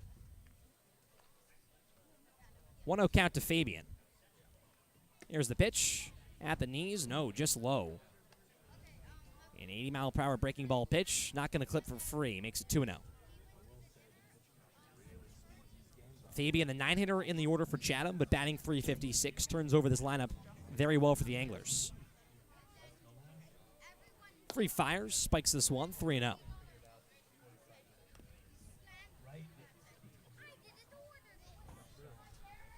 Six hits for Chatham. It was a tough start for them. Dalton Pence, the starter, still set up to get the win. Would be his 4th in the summer and his 2nd straight. Free looking to work all the way back. 3-0 pitch. The green light from Fabian. He fouls it back out of play. Yeah, I've seen that a lot more as of late. A lot more hitters with 3-0 getting the green light. More often than not, you're going to get a pitch that a pitcher trusts, and that's a fastball that sometimes maybe they take a little bit off it just so they can find the zone for certainty. It's 3-1 pitch, ground ball, third base side, under the glove of Eblin, and trickles into left field and down the line. A big turn from Fabian at first base, now running into second, sliding in safely on the throw-in from Peterson. Looks like it will be the first error of the night, and it will be, goes to Bryce Eblin. And a 2-out base runner on second base for Fabian. Chatham looking to keep their consistent runs in 3 straight innings alive. I play Bryce. Gonna wish he had back. He's been so consistent over at third, but it's an awkward play. Comes out of the bat a little hot. You try to field it on your backhand, and you scoop the glove up a little early, looking to try and make that quick exchange. You know you got a long throw on to first. And Fabian with a bit of an awkward turnaround first, but he saw it still, just long run for Peterson to get over to it. First pitch to the top of the order, and Brennan Holt. It's a called strike. Brennan Holt, 1 for 3, single to lead off this game, has gone down 2 times since. The lefty out of South Alabama, an RBI chance. Free look at second base. 0-1 pitch, Holt a wave and a miss. His head just turning all the way towards the Bourne dugout. Quickly 0-2.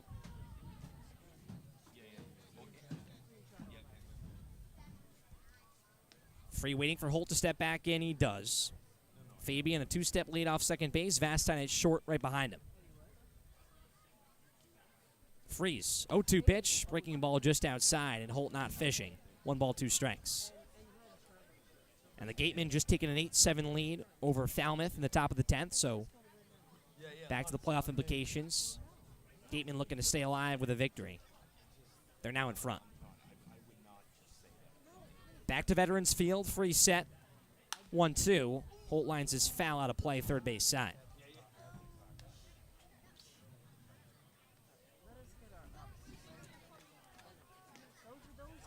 Base runner in every single inning for Chatham.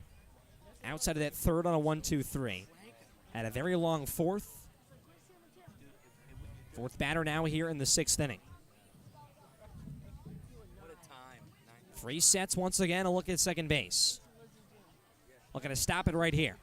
1-2 pitch, low and inside of the fastball. Free almost falls to the dirt. But in both hands to the dirt, just keeping himself upright. 2's all around. 2 balls, 2 strikes, 2 away.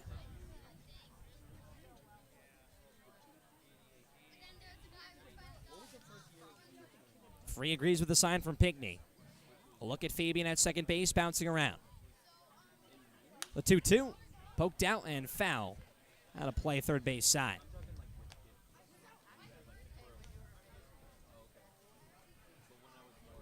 Two strikeouts so far for Free. Has picked up 1 this inning. Backwards K to Zach McDonald. Normal depth for the Bourne defense. Corners back. Middle infield pinching just a little. Vastine still behind Fabian at second base. Fabian way off the bag. Now goes back. 2-2 pitch to Holt. Chopper third base side. And it's foul once again. 4 straight foul balls for Brendan Holt. Not going away here in the bottom of the 6th inning.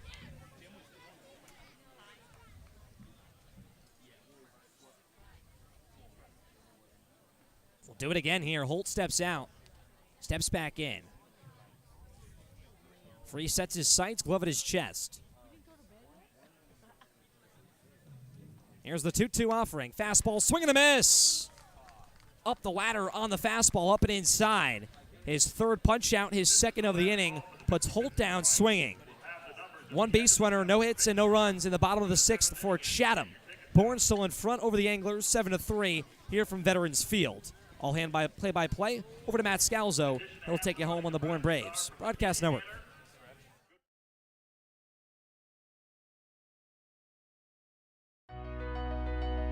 BourneBraves.org, the official website of the Bourne Braves, is your one-stop shop for everything Bravos. From directions to the ballpark, the full game schedule, team information, game recaps, roster news, and more. BourneBraves.org is the place to go for information on your favorite team on the Cape. This is Bourne Braves Baseball on the Bourne Braves Radio Network.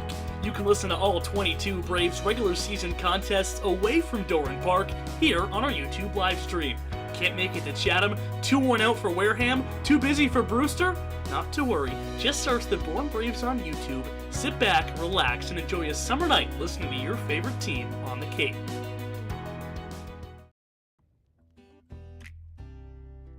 Cape Cod Healthcare is proud to be the official healthcare sponsor of the Cape Cod Baseball League. And with 6 convenient urgent care centers across Cape Cod from Falmouth to Orleans, we're ready to treat a wide variety of minor illnesses and injuries, so you can get back to your regular scheduled summer plans quickly. Open daily with no appointment needed and staffed by board-certified ER providers. View wait times at capecodhealth.org. Cape Cod Health Urgent Care, minor emergencies, major attention.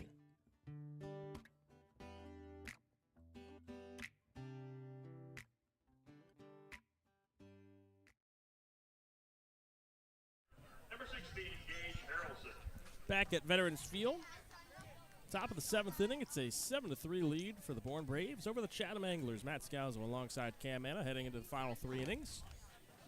Gage Harrelson up to bat. Foul tip on the first pitch from Alec Rich. And it's 0-1 Harrelson. It's been a great night for him. Finally getting reward for all the hard work he's put in.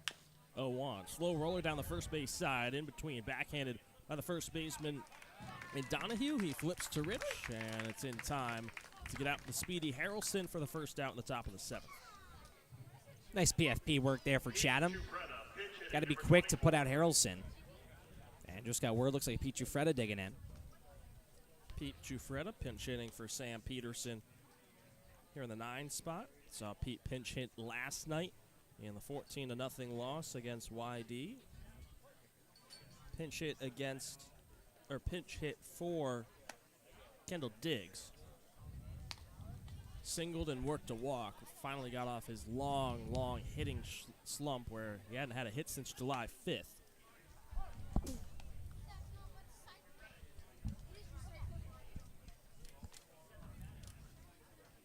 One, breaking ball.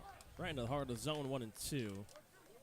Initially a first pitch ball to Giuffreda, now back-to-back strikes from Rich. He's working quickly on the mound. The 1-2 on the way, and Giuffreda fights off another breaking ball. Count stays where it is. It turns back over to the top of the order to follow after Giuffreda with Josh Kuroda-Grauer and Jonathan Vastine if it gets any further. The 1-2 hangs outside, and it's 2-2. A 7-3 lead for Bourne, a run in the last 2 innings for the Braves. 2-2 breaking ball. Missed upstairs, and Giuffreda's battled back to run the count full. Full count, here it comes. Giuffreda sends a fly ball to shallow right field. Hustling in is Wolfret, and he will make the catch for the second out. And just a jam pitch there from Giuffreda, looking to still get back on track. Matt talked about his hit last night, which was nice for him, but just jam there on the inner part of the plate. Tough one there for him. And now it's back to the top of the order. Josh Kuroda-Grauer still looking for his first hit tonight. He takes a first pitch strike on the fastball from Rich. They're at the belt, 0-1. A couple of ground outs, a strikeout and a fly out for Kuroda-Grauer. Here's a hard hit ground ball. Just bounces foul of the third base bag, and it's 0-1. Grota Grauer picked up an RBI, though, on his 6-3 ground out in the second. Drove in Gage Harrelson, made it 3-0 Braves.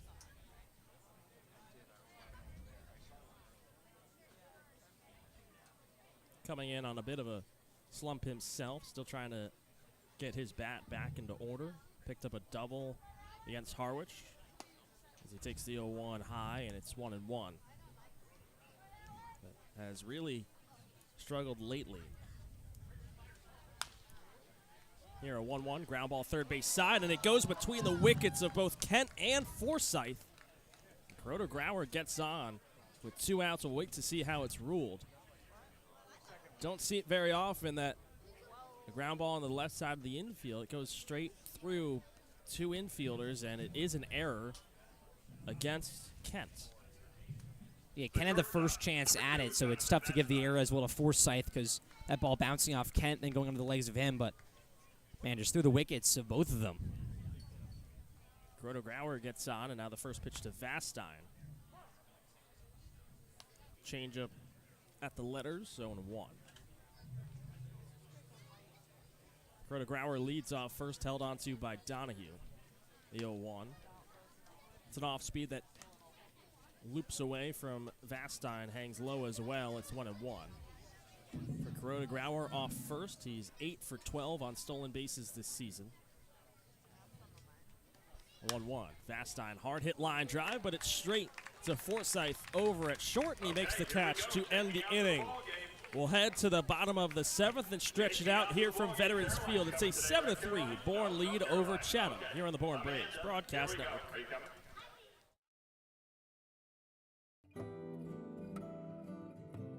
Commercial Electric Solutions, Cape Cod's most valued and professional electric subcontractor who has been providing exceptional services to both commercial and residential customers for over 10 years. Do you have an electric problem? CES has the solution. Cape Cod Orthopedics and Sports Medicine is a proud sponsor of the Bourne Braves. Cape Cod Orthopedic Sports Medicine and Physical Therapy is the region's largest and most experienced orthopedic group, accepting new patients at our Sandwich and Hyannis clinics. Convention Data Services, or CDS, is a technology company based in Bourne and a proud supporter of Cape Cod baseball. Since 1986, CDS has been delivering customized solutions to the global trade show industry. Keep up with CDS on their website at cdsreg.com and follow them on Facebook and LinkedIn.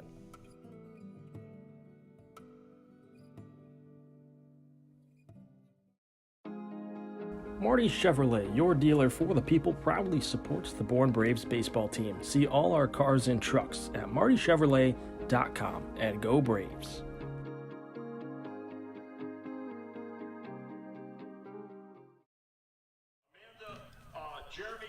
Back at Veterans Field, into the bottom of the 7th we go. It's a 7-3 lead. The Bourne Braves over the Chatham Anglers had a beautiful rendition of Take Me Out to the Ball Game, sung by some young fans here at Veterans Field right behind home plate. Ryan Free steps back out of the mound here as Bourne's looking to shut it down in the final 3 innings and clinch their spot in the playoffs with a win. Ryan Free to face Liam Forsyth, Bryce Martin, Grudzelanek, and Kyson Donahue here in the bottom of the 7th. First pitch ball. So Forsyth, who's 0 for 3 with a strikeout, pop out, and fly out tonight.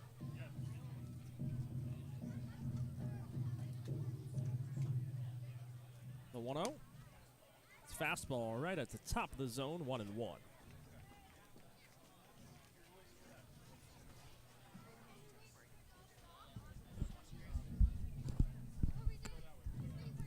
No shift on in the outfield. Harrelson's in straightaway center, maybe a few steps towards the right center field gap as the 1-1 breaking ball misses high and outside, 2-1.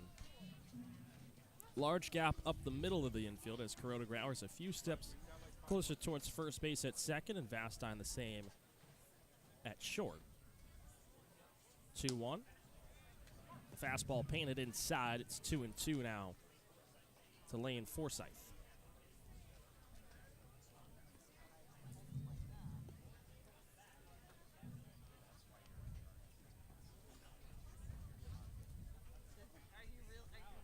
Here's the 2-2. Forsyth ground ball back up the middle, and that will find the gap. Out of reach for a diving Corona Grauer. It's a leadoff base hit for Lane Forsyth, his first base knock of the night. And a nice swing for him, just going straight back up the middle on free. Nice for Chatham here, just looking to crawl back right now. Still some time.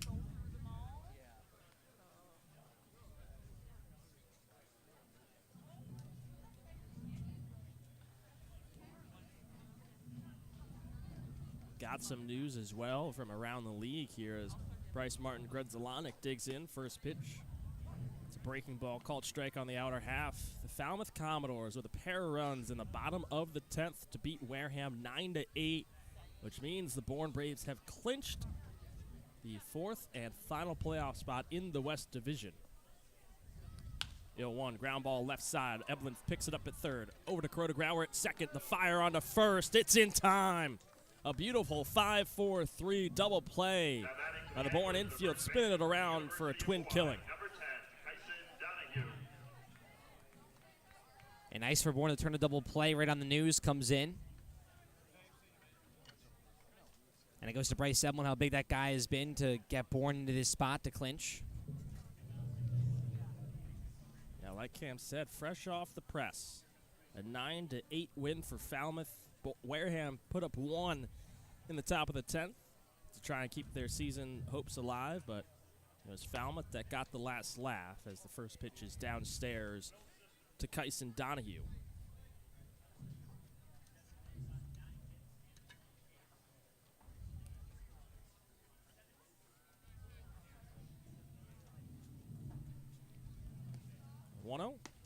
Breaking ball misses. Tad inside, 2-0 now to Donahue. And Bourne knew they were really going to clinch. It would have been, took a miracle for the Gatemen to come back and get that 4 spot, but just now knowing it's official is definitely a weight off the back of the Braves. 1-1, fouled straight back, and it's 1-2 with 2 away. And Barry Walsh, the hero for Falmouth, a pinch hitter for Walker Yannick, and had Travis Bazzana at second, Michael Eze at third, and he singled to drive them both in and to walk it off at Gov Fuller Field. A 1-2, moves inside and catches Donahue on the elbow. Puts a runner back on first with 2 away in the bottom of the 7th. He's reached three times tonight for Donahue. Walked it by pitch there and then had a big double in the 4th inning. Second base runner on this inning for Chatham, but Bourne kind of robbed them of a chance to put some scoring back on the board. They scored their latest run in the 5th. It's into that heart of the order. Kyson Donahue to Caden Kent.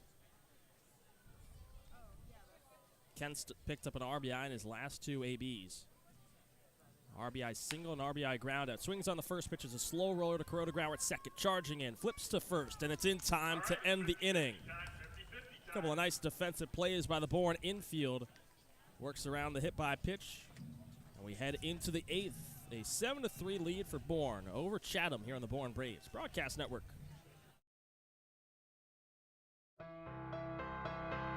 The Bourne Braves organization is looking for families willing to host 1 or 2 players for the Cape League season. It generally runs from the first week in June to early August, and the bond between many host families and their players extend beyond the summer and form lifelong friendships. If you're interested in learning more about this opportunity, visit bournebraves.org. Braves fans living on the Cape far from Doran Park? Too far of a drive to make the trip west on any given night? Well, don't worry, because the Braves are coming to you. The Bravos' full slate of games includes trips to all East destinations, including Orleans, Chatham, Brewster, Harwich, and Yarmouth, as well as West Division road trips to Cotuit, Hyannis, down south to Falmouth, and off Cape to Wareham. So wherever you are located on Cape Cod, the Braves will be in your area and are a can't-miss family fun activity. To see the Bravos' full schedule, head over to our website, bournebraves.org, and come join the fun. Marty Chevrolet, your dealer for the people, proudly supports the Bourne Braves baseball team. See all our cars and trucks at martychevrolet.com and go Braves.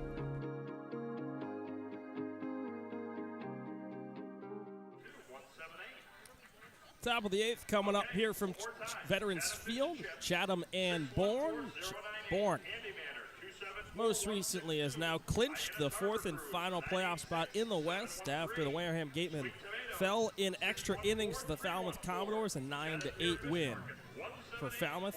2-run single from Barry Walsh pushes Falmouth past Wareham and puts Bourne into the playoffs, knocking Wareham out. Meanwhile, for Chatham, they're fighting to keep their season alive. A loss for the Anglers tonight would officially knock them out of the playoffs, and Brewster would pick up the final playoff spot. Whitecaps currently trailing to Orleans in a final they lost 10-6 to the Firebirds at Eldridge Park. So Chatham not fully out of it. They need 4 runs and a little bit of magic here tonight under the lights of Veterans Field to keep their season going. Alec Rich back on the mound. Actually, it is not Rich anymore. It is Ryan Verdugo, right-handed pitcher out of Cal State Bakersfield. 1-0. Evelyn sends a line drive down the left field line. It slices foul, and it's 1-1.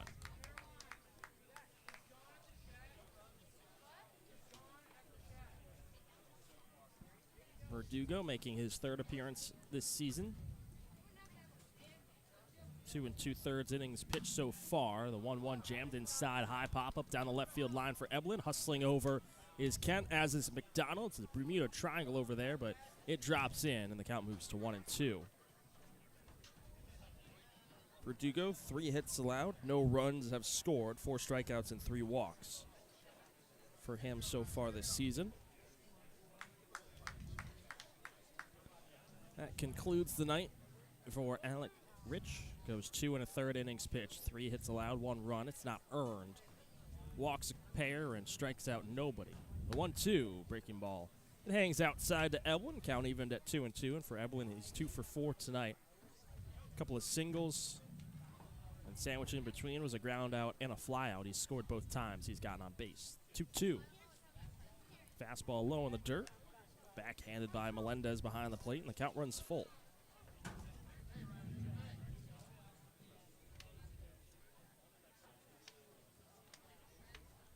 Full count, here it comes, and it's low. Evelyn works a leadoff walk here on the top of the 8th. He tosses his bat, takes off his shin guard, and held on down to first on a free pass. And nice for Bryce Evelyn, now getting to the point where he's hitting so well. He shows that patience, and really not many pitches can get Evelyn out right now. For Verdugo, he threw all his best stuff, and he just fouled off pitches, stayed alive. He gets on base once again. Brings up Caden Bodine. He takes a first pitch fastball in the dirt, 1-0.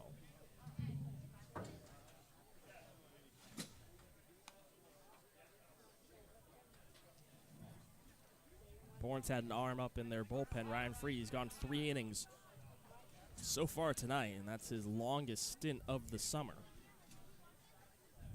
Evelyn taking his lead off first. Here he goes. 1-0 hit and run on. It gets past the third baseman on Ken as Caden Bodine sends one into left field. Bryce Evelyn around second, digs into third. He slides in safely.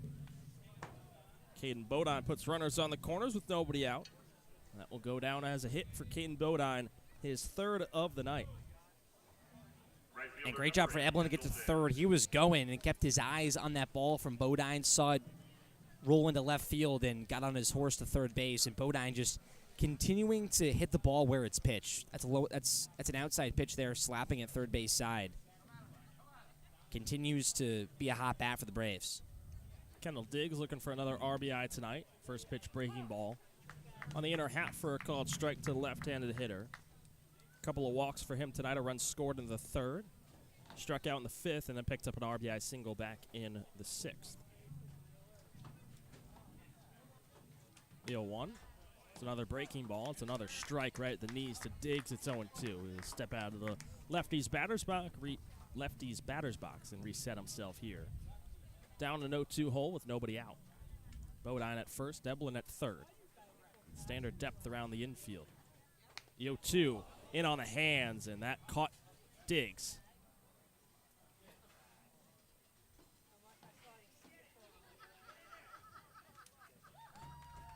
And he'll stay in the game, head on down to first. Looking at his right hand, and now he'll walk over towards the Bourne dugout. And then walk back to first base. Hey, hold your breath a second there because of what Diggs brings to this team with his bat and what he's done with his glove. Just a fastball on his hand, right towards the wrist area. That's going to be a bruise tomorrow for sure. I've already seen Pete Chufreda check in as a pinch hitter. You wonder if you want to take Diggs out, what you do if you're Scott Landers. First pitch to New Contrades. Checks swing, and he can't stop himself. He goes around on the first pitch fastball. It's 0-1. He's got the bases loaded and nobody out here in the 8th. Bourne looking to provide the dagger, per se, here in the top of the 8th. 0-1. Contrades takes the fastball this time as it sails upstairs, and it's 1-1.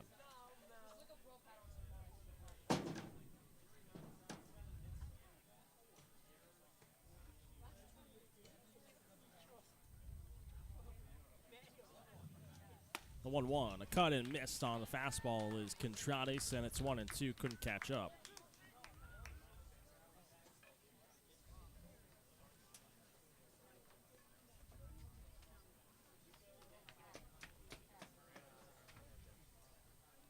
One-two count, Verdugo, kick, steal, swing and a miss. Contrades couldn't catch up to the fastball. Verdugo's got his first strikeout, and there's one gone on the top of the 8th. Nice pitch there from Verdugo, just going to the fastball, challenging Contrades with just a fastball right down the middle. And it comes up empty. There was Contrades.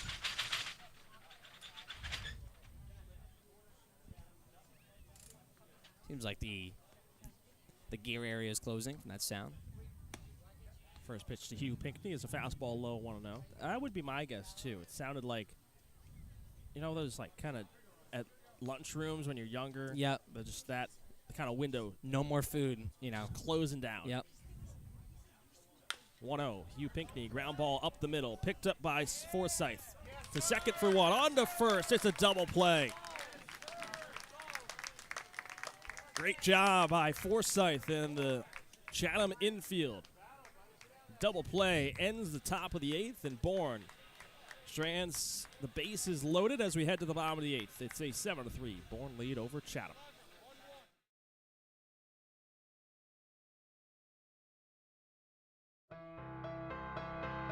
The Bourne Braves organization is looking for families willing to host 1 or 2 players for the Cape League season.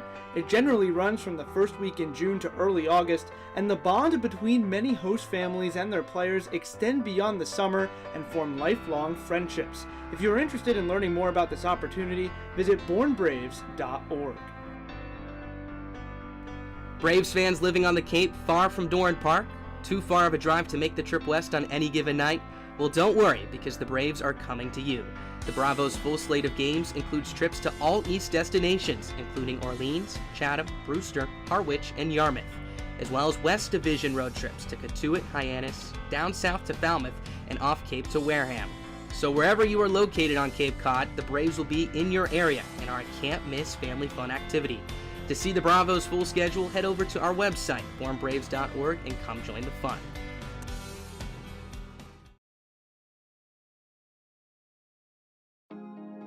Marty Chevrolet, your dealer for the people, proudly supports the Bourne Braves baseball team. See all our cars and trucks at martychevrolet.com, and go Braves.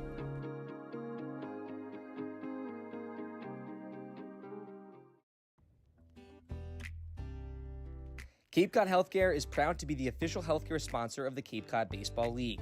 And with 6 convenient urgent care centers across Cape Cod from Falmouth to Orleans, we're ready to treat a wide variety of minor illnesses and injuries, so you can get back to your regular scheduled summer plans quickly. Open daily with no appointment needed and staffed by board-certified ER providers. View wait times at capecodhealth.org. Cape Cod Health Urgent Care, minor emergencies, major attention.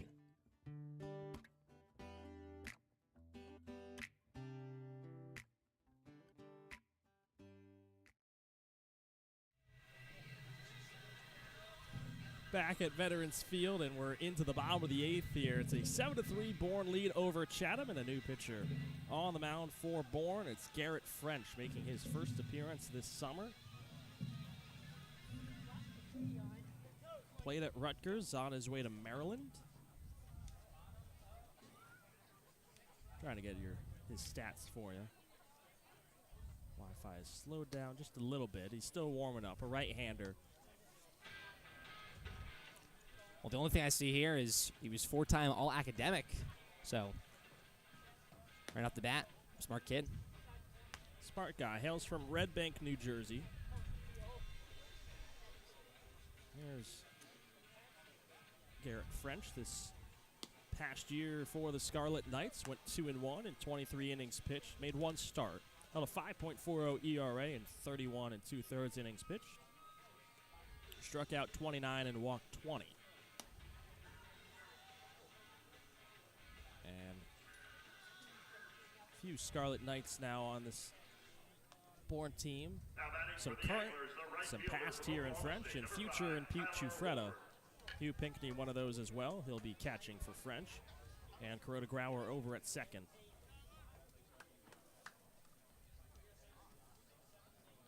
Also, Paul calls Piscataway his home for Rutgers. First pitch from French is a fastball that zips upstairs to Tyler Wolfert. And it's 0-1. Or 1-0, excuse me. Wolfert's 0 for 2. Pop out and a strikeout. A walk sandwiched in between. 1-0. It's a fastball that paints inside 1-1.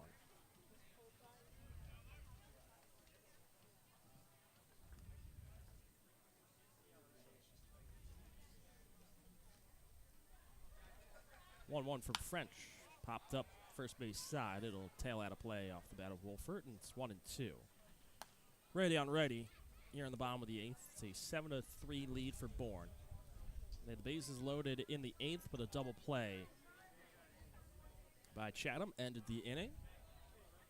Chatham needing a win tonight to keep their season alive. Brewster lost, so there is still a chance. Bourne clinched with the Wareham loss. 1-2. Fastball upstairs, 2-2.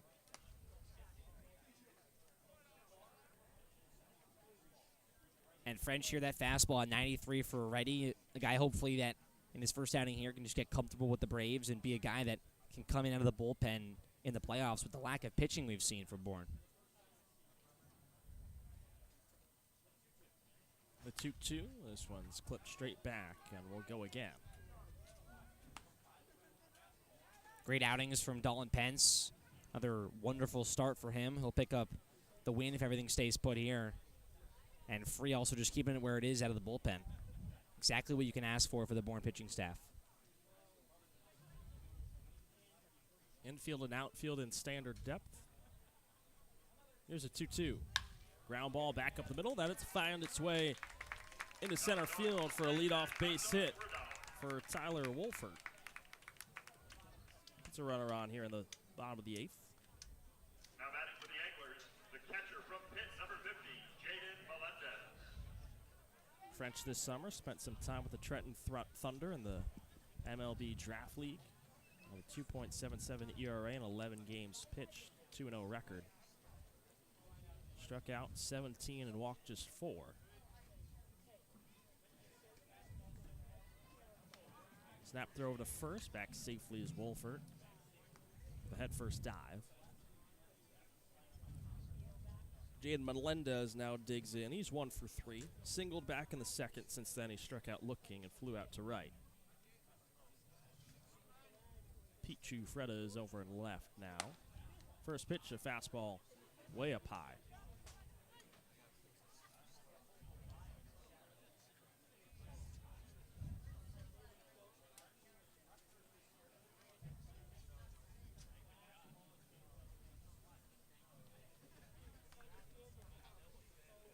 Wolfert takes his lead, the 1-0. Ground ball, third base side. Evelyn tries to scoop it up, and he boots it. Melendez will reach. Looked like a prime double play ball once again for Bourne. Wait to see how it's scored.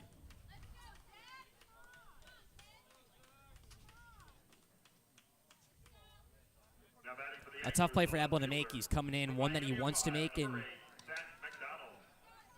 seems like they would maybe score it as an error. And they're going to give him a hit.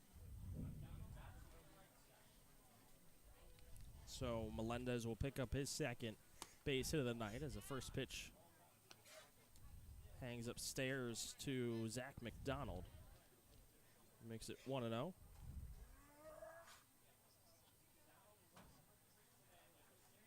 Did that dog just make that noise?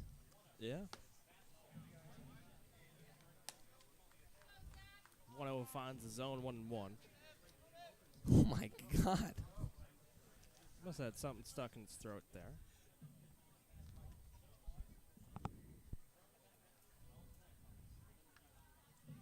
It's a big dog over there. 1-1. Fastball upstairs, 2-0. Yeah, big dog to the right of us, and I guess it got something caught in its mouth, but the sound that it made, it to me, it sounded like a human for a second.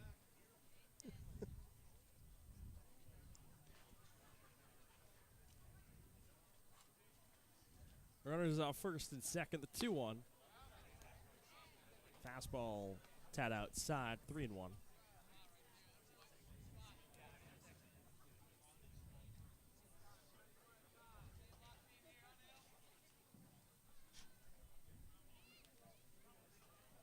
Count. French sets from the stretch, the pitch. Line outside once again. That walks the bases loaded here in the bottom of the 8th. Brings the tying run to the plate for the Anglers. Hey, you see it as a big score right now, 7-3 in favor of Bourne, but Chatham right now, no outs, bases loaded. Crazy to think, tying run at the plate, Chatham really not out of it.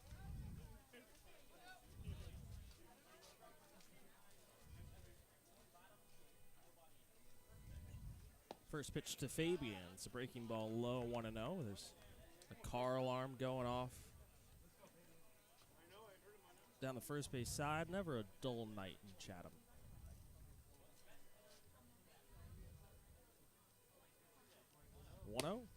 Breaking ball finds the zone right at the knees to Fabian. It's 1-1. You wonder if that's even affecting French. He's obviously very locked in on the mound, but constant beeping by home plate. 1-1. Swing and a miss from Fabian. 1-2. It's persistent. It's a loud horn, too. Yeah. I mean, I can hear it very clearly, even when I'm talking. Yeah. Feels like it's getting louder. The 1-2. Fabian slices it the other way. It'll fade out of play down the first base side, and it's 1-2. So you gotta wonder at some point, like, whose car is it? You wonder if the Chatham PA announcer says, you know, can someone just... Oh. There it goes. There it goes. Right on cue. The 1-2. Swing and a miss. Huge strikeout for French. Blows the 92-mile-an-hour fastball past Fabian. And there's one gone in the bottom of the 8th.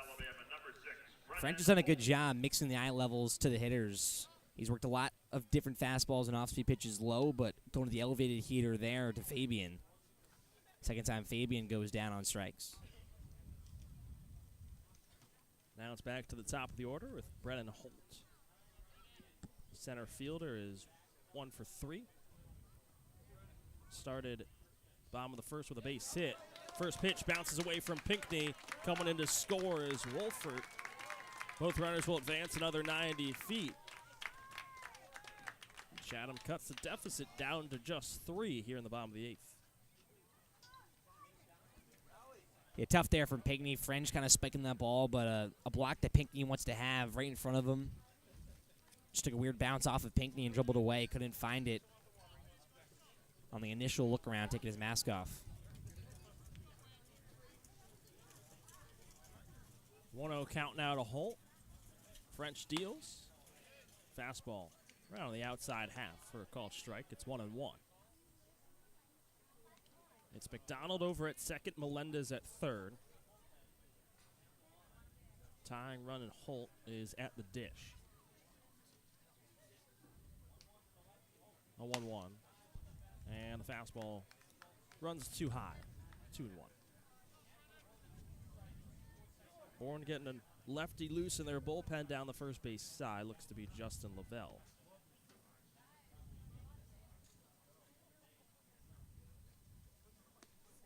The 2-1. Low in the dirt. Nice block by Pinckney. Keeps it from slipping by him 5-hole. Count runs 3-1.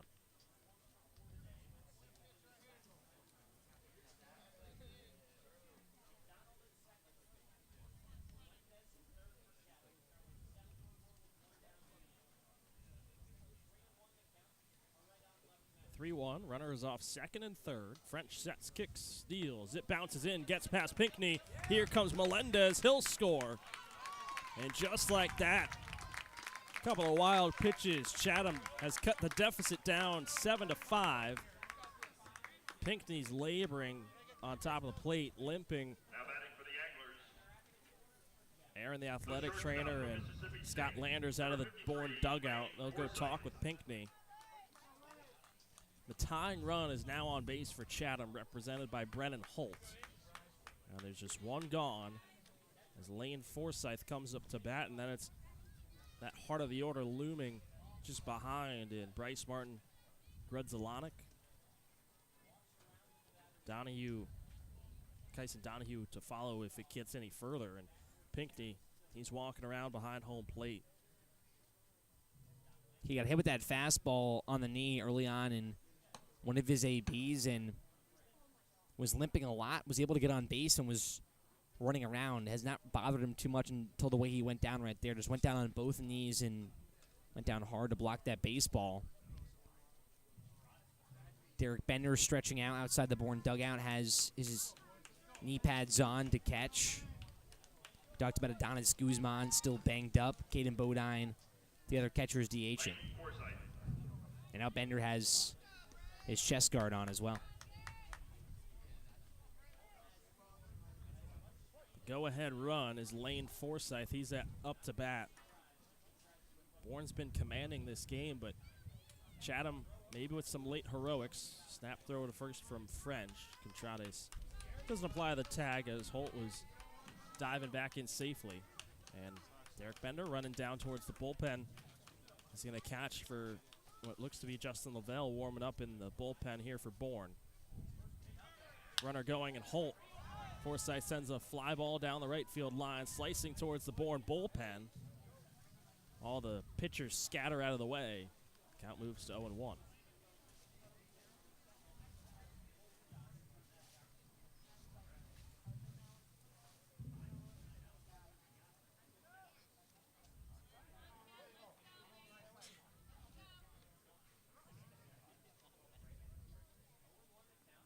Snap throw to first. Holt just ahead of the tag from Contrades.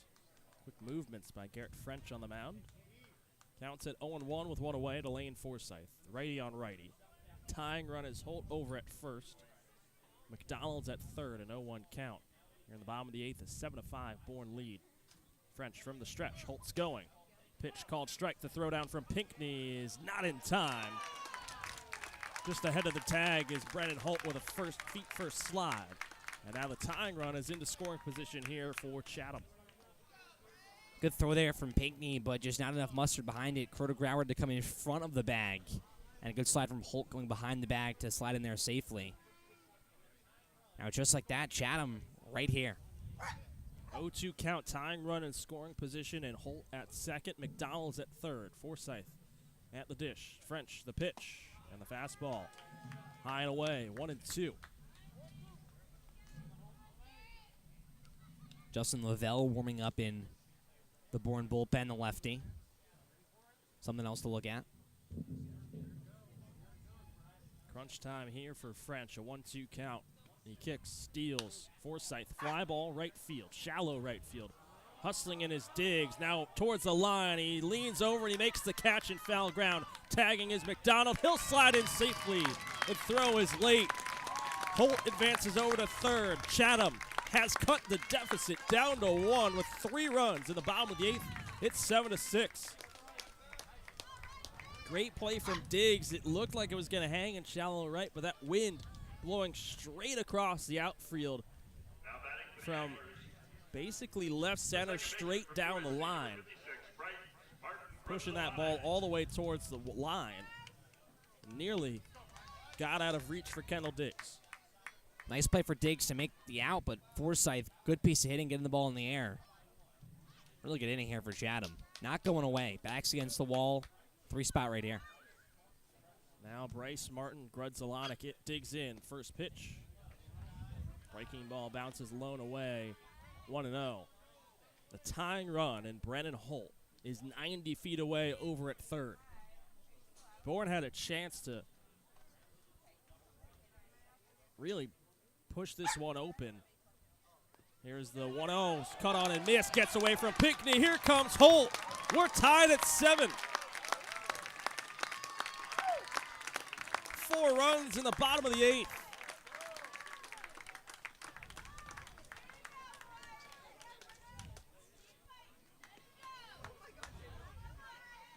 And tough there for French, spiking another baseball, but a block that Pinckney once again would like to make, just rolling under him. Didn't have the quick enough reaction, just get in front of that baseball. It's the 3rd time.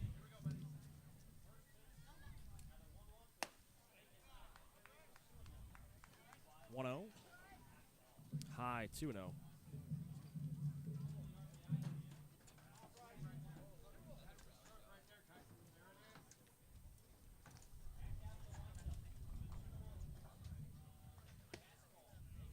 2-0, a fastball low and away, and it's 3-0. Now Bryce Martin, Grudzalonic.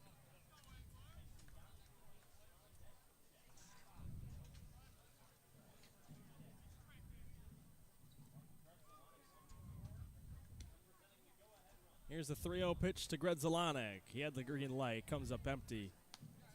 On the off-speed low, it's 3-1. Every batter that will now come up represents the go-ahead run for either team. As we head into the 9th, the 4 spot in the bottom of the 8th for Chatham. Payoff pitch. Grudzalonic fights it off with a ground ball down the third base line. That is foul.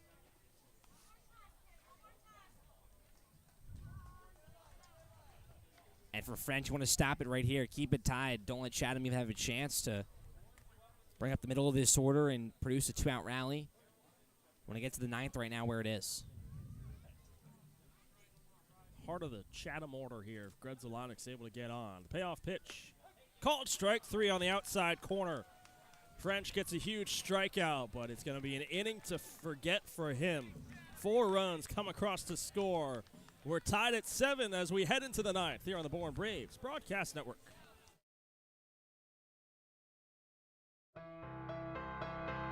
The Bourne Braves organization is looking for families willing to host 1 or 2 players for the Cape League season. It generally runs from the first week in June to early August, and the bond between many host families and their players extend beyond the summer and form lifelong friendships. If you are interested in learning more about this opportunity, visit bournebraves.org. Braves fans living on the Cape far from Doran Park? Too far of a drive to make the trip west on any given night? Well, don't worry, because the Braves are coming to you. The Bravos' full slate of games includes trips to all East destinations, including Orleans, Chatham, Brewster, Harwich, and Yarmouth, as well as West Division road trips to Cotuit, Hyannis, down south to Falmouth, and off Cape to Wareham. So wherever you are located on Cape Cod, the Braves will be in your area and are a can't-miss family fun activity. To see the Bravos' full schedule, head over to our website, bournebraves.org, and come join the fun. Marty Chevrolet, your dealer for the people, proudly supports the Bourne Braves baseball team. See all our cars and trucks at martychevrolet.com, and go Braves.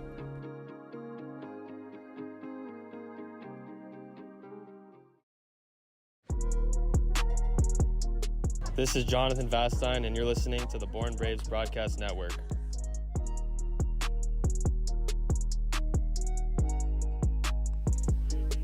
Into the 9th, it's a whole new ball game. Tied at 7. Chatham puts up 4 in the bottom of the 8th.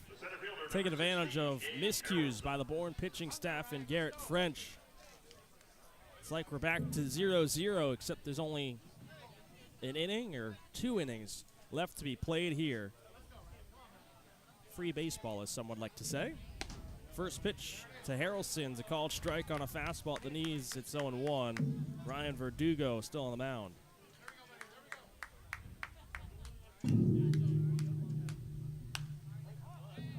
One popped up out of play, and it's 0-2.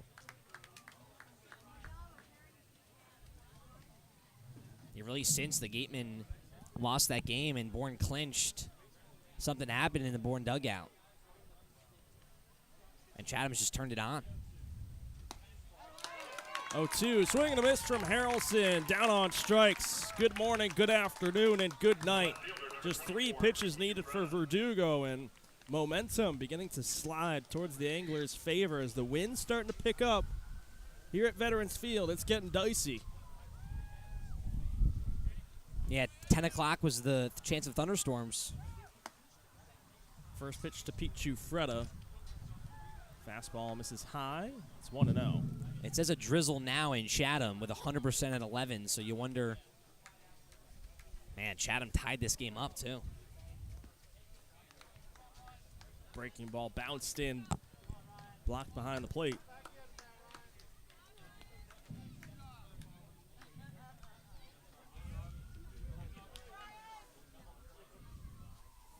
The 2-2, or the 2-0 rather, and it's 3-0.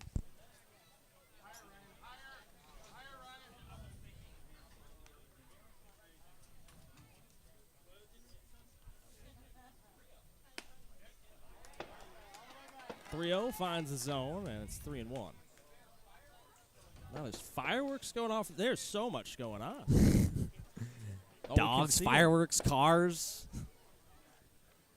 The 3-1. Fastball's low, and it's a 1-out walk for Pete Giuffreda. Puts the go-ahead run on base as it turns back over to the top of the order. And that's what Pete's put together. Pete's been able to work long at-bats this season and get on base, and finally showing that here in a huge spot. Pinch hitting in this game gives way to the top of the order. We talked about the formula for Bourne: balance towards the bottom, give way to the top. And Giuffreda giving the top of the order a chance here. Kuroda Grauer reached on an error his last time up, and he takes the first pitch strike down the chute. It's 0-1.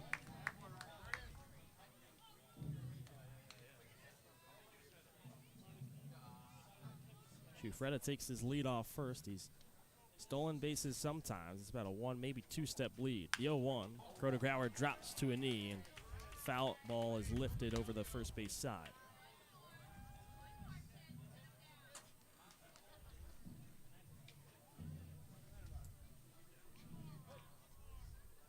No 2 count to Kuroda Grauer, with Giuffreda leading off first. The go-ahead run here for Bourne, a 4 spot in the bottom of the 8th for Chatham. 0-2 in the dirt, gets past the catcher Melendez. Giuffreda will advance over to second.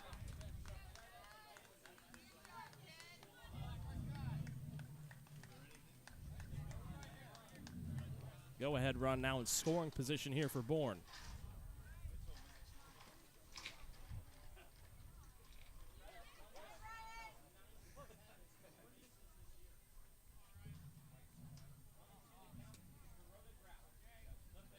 The 1-2 to Kuroda Grauer. Popped up first base side. Hustling over is Donahue. He's going to run out of room as it lands out of play.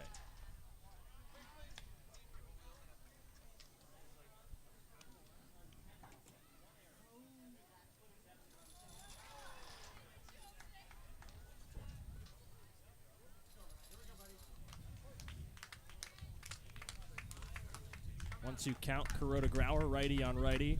The pitch. Fights it off. Sends a high fly ball out of play. Count at 1-2. Wind continuing to blow around here.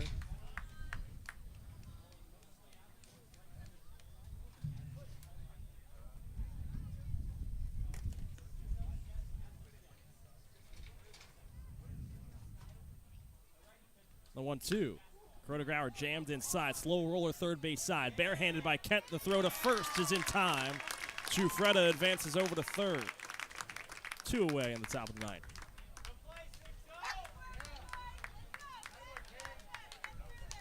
Shortstop, number 2, Jonathan Vastine.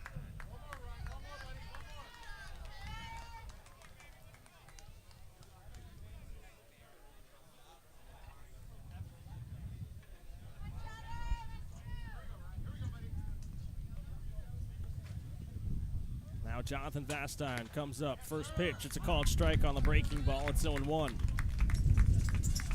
And our tent is nearly blowing over us. Oh, man. This is Jeez.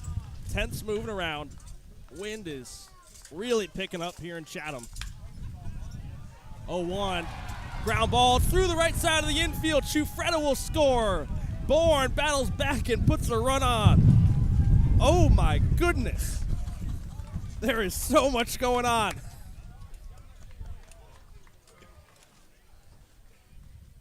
Wow. Vastine with a huge hit. Matt and I were trying to just see where the ball even was. There's tents all over the place. The crowd mic fell off the railing. Oh, man. We might have to take this tent down. This is getting bad. This is getting really, really windy. Wind is blowing straight in from center field. Our stat sheet's gone. I think my cookie disappeared too.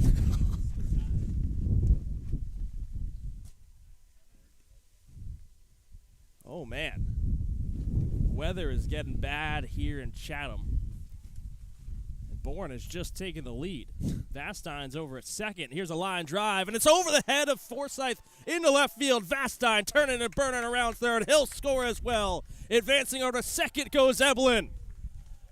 Bourne puts up a pair in the top of the ninth. Bryce Eblin comes through in the clutch once again, his third hit of the night. Bryce Eblin continues to swing a hot stick, finding ways to get on base. Bourne extending a 9-7 lead. We're talking about the weather. This game ends now. Bravos would win in 8.5. But Bryce Eblin, Jonathan Vastine coming up big, two of the hardest workers on this team in such a big spot. Now it's Caden Bodine, and he takes the first pitch ball. 1-0.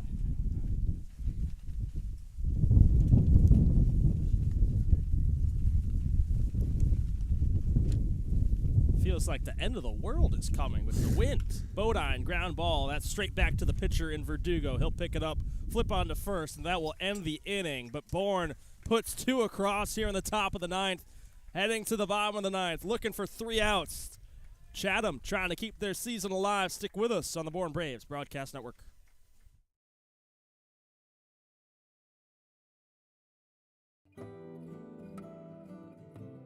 Commercial Electric Solutions, Cape Cod's most valued and professional electric subcontractor who has been providing exceptional services to both commercial and residential customers for over 10 years.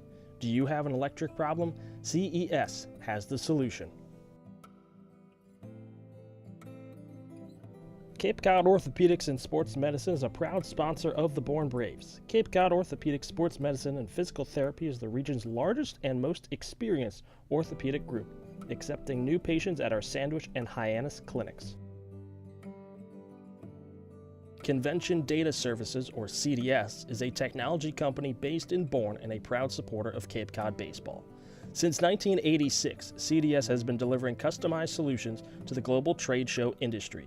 Keep up with CDS on their website at cdsreg.com and follow them on Facebook and LinkedIn.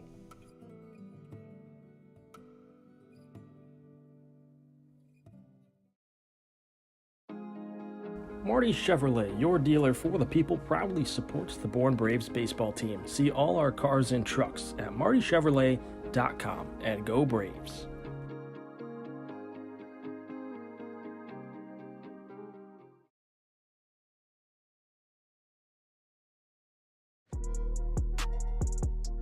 This is Jonathan Vastine, and you're listening to the Bourne Braves Broadcast Network.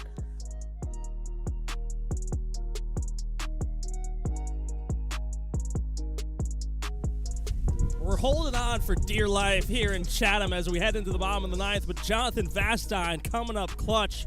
An RBI in the top of the ninth brings Pete Chufreda across, and then Bryce Eblin follows him up with another base hit, drives in his middle infield teammate in Vastine, makes it 9-7 Bourne as we head to the bottom of the ninth. New pitcher on the mound, it's Justin Lavelle, and there's a new catcher behind home plate. It's Derek Bender. We expected that change was going to be coming, as Pinckney was dealing with some lingering issues from being hit by a pitch earlier in this game. And Lavelle will have to get through 4, 5, and 6 in this Chatham order.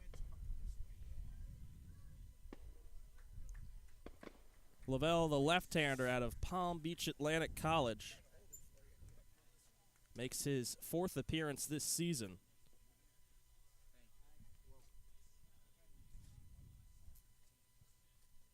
First pitch, line drive, center field, hustling it is Harrelson. He dives. Did he get it? Yes, he did. Gage Harrelson, a diving catch in center field, robs Kyson Donahue of a base hit, and there's one gone in the bottom of the 9th. And Harrelson battling the elements. That ball looked right at him and then sliced away with the wind. Harrelson just adjusting, diving at the exact right moment. What a play from Gage in center. Wind was blowing straight across towards right field. Then it's blowing straight in. A lot for these outfielders to battle with. Lefty on lefty now as Caden Kent comes in, and he takes a first pitch strike on a fastball down the gut, 0-1.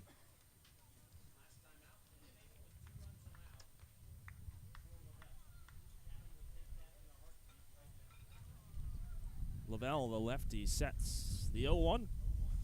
Ground ball right side. Contrade slides, backhand, flips it to Lavelle. The race to the bag. It's in time, Lavelle.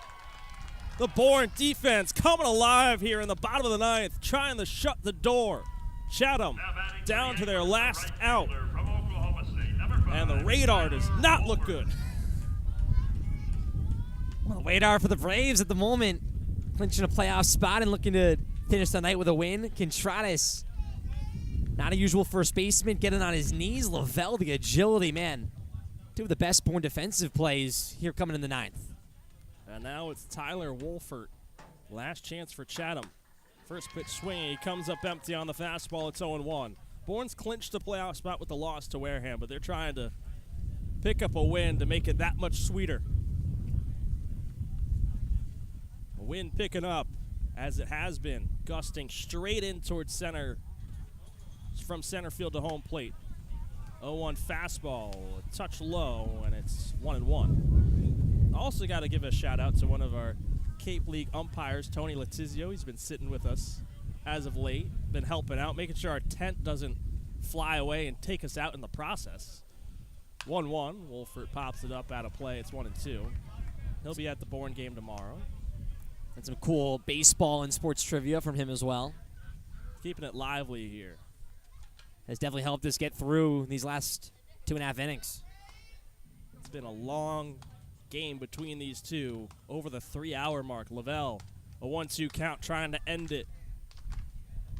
The pitch. Swing and a miss! Wolfert down on strikes. And Bourne takes this one over Chatham 9-7. They sweep the season series 4-0. And they sweeten the deal, clinching the final spot in the West. And they're off to the playoffs, looking to defend their crown, and they stave off a last-ditch effort comeback by Chatham, who's trying to keep their season alive with 4 runs in the bottom of the 8th. They tied at 7.